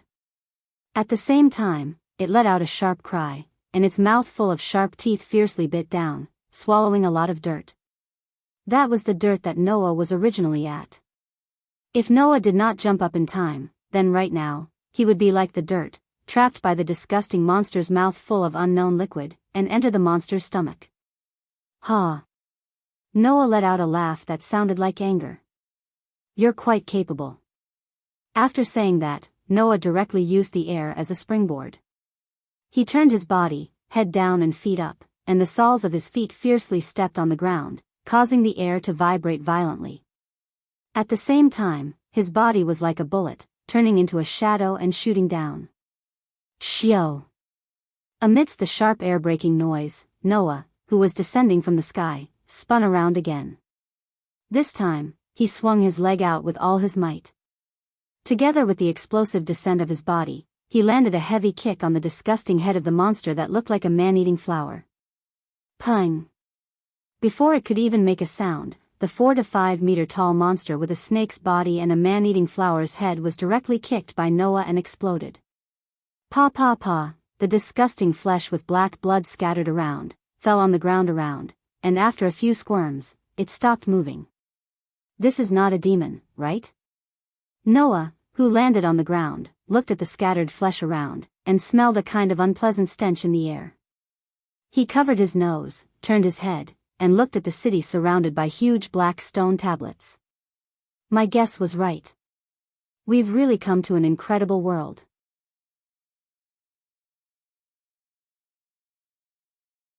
Chapter 81. Gazes from all directions were focused on Noah, making Noah, who was carrying a cloth bag, frown for a long time. Looking up and looking around, he saw that people who seemed to be residents of this city were passing by Noah. Most of them cast a scrutinizing look at Noah, and some even secretly talked about him, which made Noah somewhat unhappy. Noah, who just came to this world, couldn't have done anything that could attract people's attention. Therefore, the surrounding people were more or less pointing at Noah. There should be another reason. Noah just came to this world, and he didn't know much about this world. To avoid unnecessary disputes, it was better to avoid doing anything strange. Because of this, although Noah was very curious about the surrounding buildings, on the surface, he acted as if nothing had happened. About 30 minutes ago, Noah entered this city. As long as you raised your eyes and looked into the distance, no matter who it was, you could see the huge steels in any corner of this city. Relying on his extraordinary perception, Noah could feel that those huge black steels were faintly exuding some kind of strange fluctuation. It was these fluctuations that made the monsters outside, who wanted to get close to this city, as if they didn't dare to take a step forward. They had been wandering a certain distance away from this city. And this also allowed Noah to more or less get some information. Outside this city, there were many monsters like the monsters that attacked Noah. This kind of monster, but more bloodthirsty than ordinary monsters, seemed to bring a great threat to this city, and even the humans in this world. Moreover, it was a life-threatening threat. Therefore, humans seemed to be hiding in this city surrounded by steels that could emit obscure fluctuations to achieve the effect of driving away those monsters. This phenomenon, whether it was everywhere in this world, or only in this area, Noah still didn't know. To understand the situation, first of all, Noah had to find a place where he could collect information. However, Noah encountered a problem that was neither too big nor too small. Generally speaking, the best way to collect information at such a time was to go to a bar, hotel, restaurant, and so on. As long as one waited patiently, there would always be people who would talk about various topics during their idle chat, which could bring Noah a lot of information. However, Noah found that it was very difficult to find these places here. The reason was very simple. Sigh. Noah looked at the surrounding buildings and sighed as if he was exhausted. Where in the world is like a bar? That's right. Noah couldn't tell from the surrounding buildings where a bar or something like that was located. The buildings in this world seemed to be different from the buildings in Noah's original world to a certain extent. The surrounding buildings were made of stone bricks and glass, at least 10 to 20 meters in height. There were also buildings of ordinary height. However, these places were basically the same size and shape. It was either difficult to distinguish from the outside, or the plaque hanging above was written in words that Noah didn't recognize, making it impossible for Noah to find. This wasn't the most important thing. The most important thing was that on some of the roads, there were some strange vehicles made of steel, with tires under them, going back and forth at different speeds. There were also some pillars on the road that were similar to magic lamps that changed colors from time to time. Only when a certain color was reached would the vehicle stop, allowing people to walk on the road and go to the other side. These rules, for a newcomer like Noah, although it wasn't difficult to determine what kind of actions to take under different circumstances, but when he thought of the various rules in this city that only he didn't know about, Noah felt all kinds of distress. It was also because of this that Noah's actions were quite restrained. Only when the people around him were doing the same thing, Noah would do it. Otherwise, Noah had to carefully control his actions to avoid causing trouble. Fortunately, not long after, Noah's eyes began to light up, and the corner of his mouth also curved up. In the place where Noah's line of sight was, in the middle of a row of buildings, there was a building that seemed to be a shop. There were rows of bookshelves in the shop, and the bookshelves were lined with old and new books. Books? Wasn't that a carrier that recorded all kinds of information? For Noah, this was a tool that could save his life. Immediately, Noah hurriedly walked to the bookstore. However, 5 minutes later, Noah came out of the bookstore gloomily. The owner in charge of selling books was an amiable old man. However, no matter how amiable he was, it was too much of a headache for Noah. There were 3 reasons. 1. Noah didn't know what language the other party spoke. 2. Noah didn't know any of the words on the books. 3. The currency Noah carried with him was not the same as the currency of this world. So, Noah simply hit a wall. Sigh. Noah realized that he had been sighing since he came to this world. I have to think of a way. In fact, Noah had some extraordinary understanding and memory. Otherwise, Noah couldn't have learned the language of the original world with just a few books without anyone's guidance, and reached the level of communicating with others. As long as certain conditions were met, Noah could learn a certain level of language expression. However, there had to be someone to communicate with Noah first, and with Noah's sensing ability, carefully observe and analyze what the other party meant when they expressed a certain language. Only then could he slowly learn the language. Just now, with this idea in mind, Noah tried to communicate with the owner of the bookstore, so that he could at least learn how to communicate, and then learn the language. However, 5 minutes later, because Noah didn't buy anything and kept speaking in a language that he didn't understand, the boss asked Noah to come out with a vexed expression. Although these 5 minutes allowed Noah to learn a certain level of answering, such as, yes, no, hello, sorry, and other simple words, in the end, he still couldn't fully communicate with others. There's no other way. Noah rubbed his eyebrows. Although doing this will definitely be annoying and eye-catching, it's the only way now. Leaving this sentence, Noah began to work hard. The content of the work was simple. He kept looking for passers-by to talk. Not long after, on the street where Noah was, many passers-by were forcibly pulled by Noah to have all kinds of unrelated conversations. Because of this, Noah also received all kinds of treatment.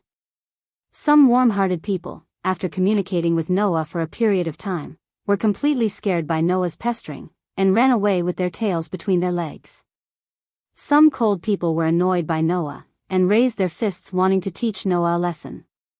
In the end, these people were all thrown into small alleys by Noah, and also ran away with their tails between their legs. Some puzzled people had been playing a game of communication with Noah. Some people who were in a hurry, after being forcibly pulled by Noah, flew into a rage, and when there was no other way, they ran away like they were running away. In the end, Noah was brought to a room by a kind passerby. The people inside were all wearing strict uniforms, with hats on their heads, black short sticks on their waists, and silver handcuffs. Their faces were somewhat fiendish. About 2 to 3 days later, Noah came out of the room with satisfaction, leaving behind a group of people who had been burned to death lying on the ground, unable to get up again. Later, Noah found out. This place was called the police station. Those fiendish people who were pestered by Noah to the point of vomiting blood were called the police.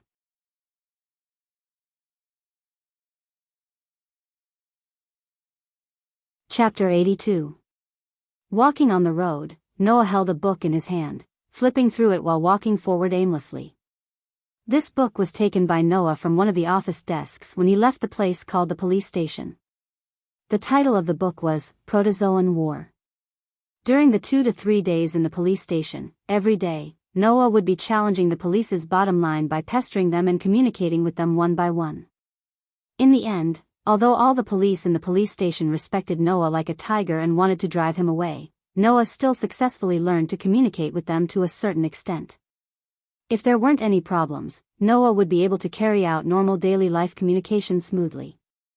As for the language, Noah wanted to more or less master it through the book in his hand. Otherwise, Noah would not be able to smoothly obtain a lot of information recorded in the book, and that would be a bit of a problem. Of course, during the 2 to 3 days in the police station, Noah not only obtained a certain degree of communication ability, but also some information about this world. It was the same feeling Noah had when he first came to this world. This world, basically, could be said to be a world full of despair. About 9 years ago, this world was still a peaceful world with a population of more than 8 billion people.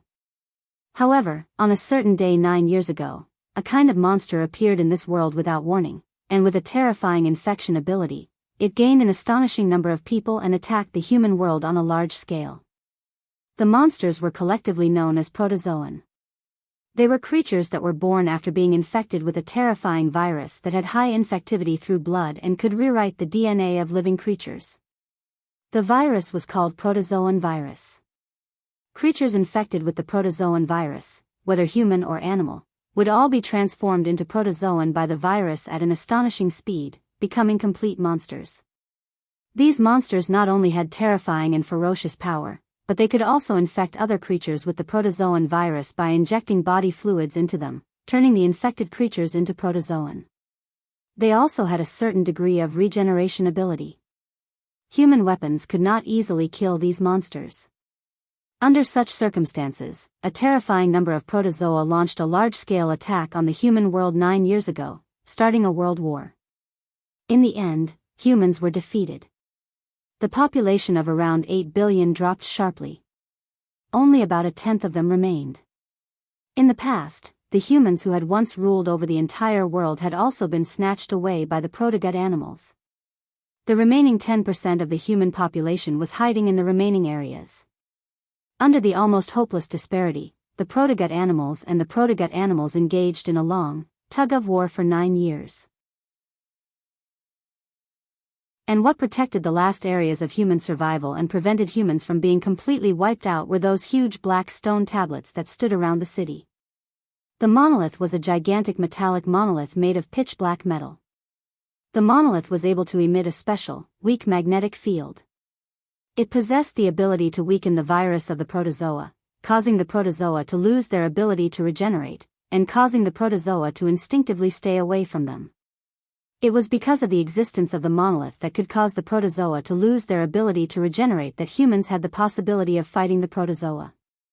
The monolith, which was made of a large amount of monolith, was erected around the last remaining land of humans, using the magnetic field released by the monolith to isolate the protozoa, allowing humans to survive. But even so, humans could only hide in the places where the monolith existed to prolong their last breaths. Until now, they still dreamed of being able to reclaim their lost land in the future, but they could not do anything to the protogut animals, which had an astonishing number and power. This world was just so despairing. And the city Noah was in was called the Tokyo area. It was one of the 5 areas that was split into 5 after a country called Japan was invaded by the protogut animals. Noah's luck was really not bad. If it was not because he was around the Tokyo area when he descended into this world, Noah would have been besieged by the army of protogut animals that could only be described as terrifying. Noah did not know what level of power these monsters called protogut animals had. However, after 2 to 3 days of hard work, Noah also found out that creatures infected by the protogut animal virus would mutate in a short period of time and mix the infected DNA with the DNA of other animals, turning into terrifying and ferocious monsters, known as protogut animals. And the more DNA of different species mixed with the protogut animals, the stronger and harder their strength and outer skin would be. Therefore, basically, protogut animals were divided into levels I to 4 according to the strength of the protogut animals. Generally, protogut animals that were only infected with the DNA of one species and had the ability to possess the DNA of one species were the weakest, stage I. Those that were infected with 2 or more protogut animals and had the ability to possess the DNA of 2 or 3 species would evolve to stage 2. Protogut animals in stage 3 and stage 4 generally had the DNA of multiple species and also had all the advantages and abilities of these species, which was very terrifying. When he first arrived in this world, he was kicked to the point of exploding by Noah's crisp kick, causing him to be unable to even regenerate. The stage of the protozoan should be stage 2, a protozoan with the DNA of more than 2 species. Noah had the power to destroy stage 2 in one hit, but he did not know how strong stage 3 and stage 4 were.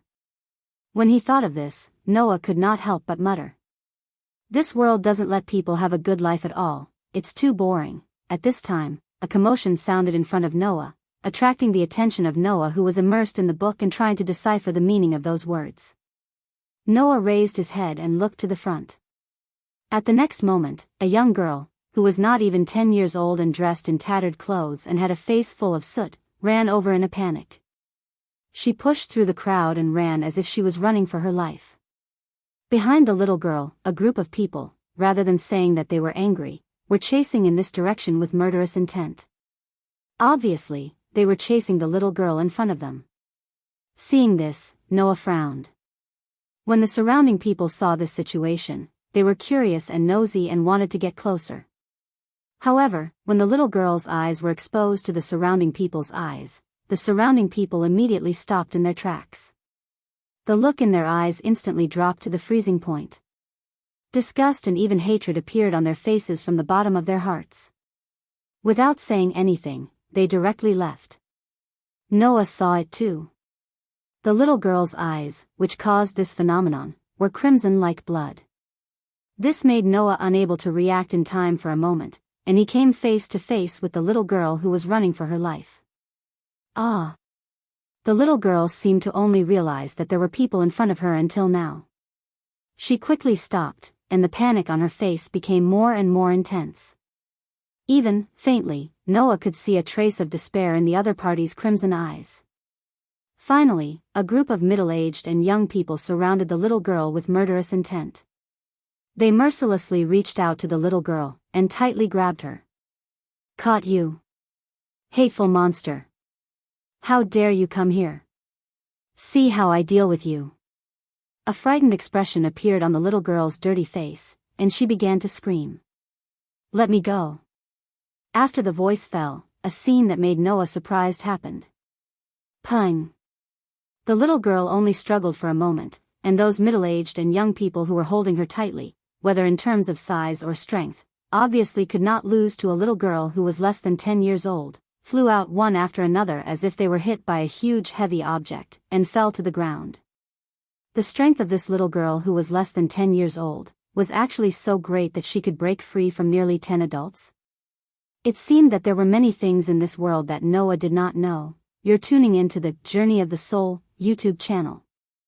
Don't forget to subscribe and join us on this journey to catch the most captivating stories.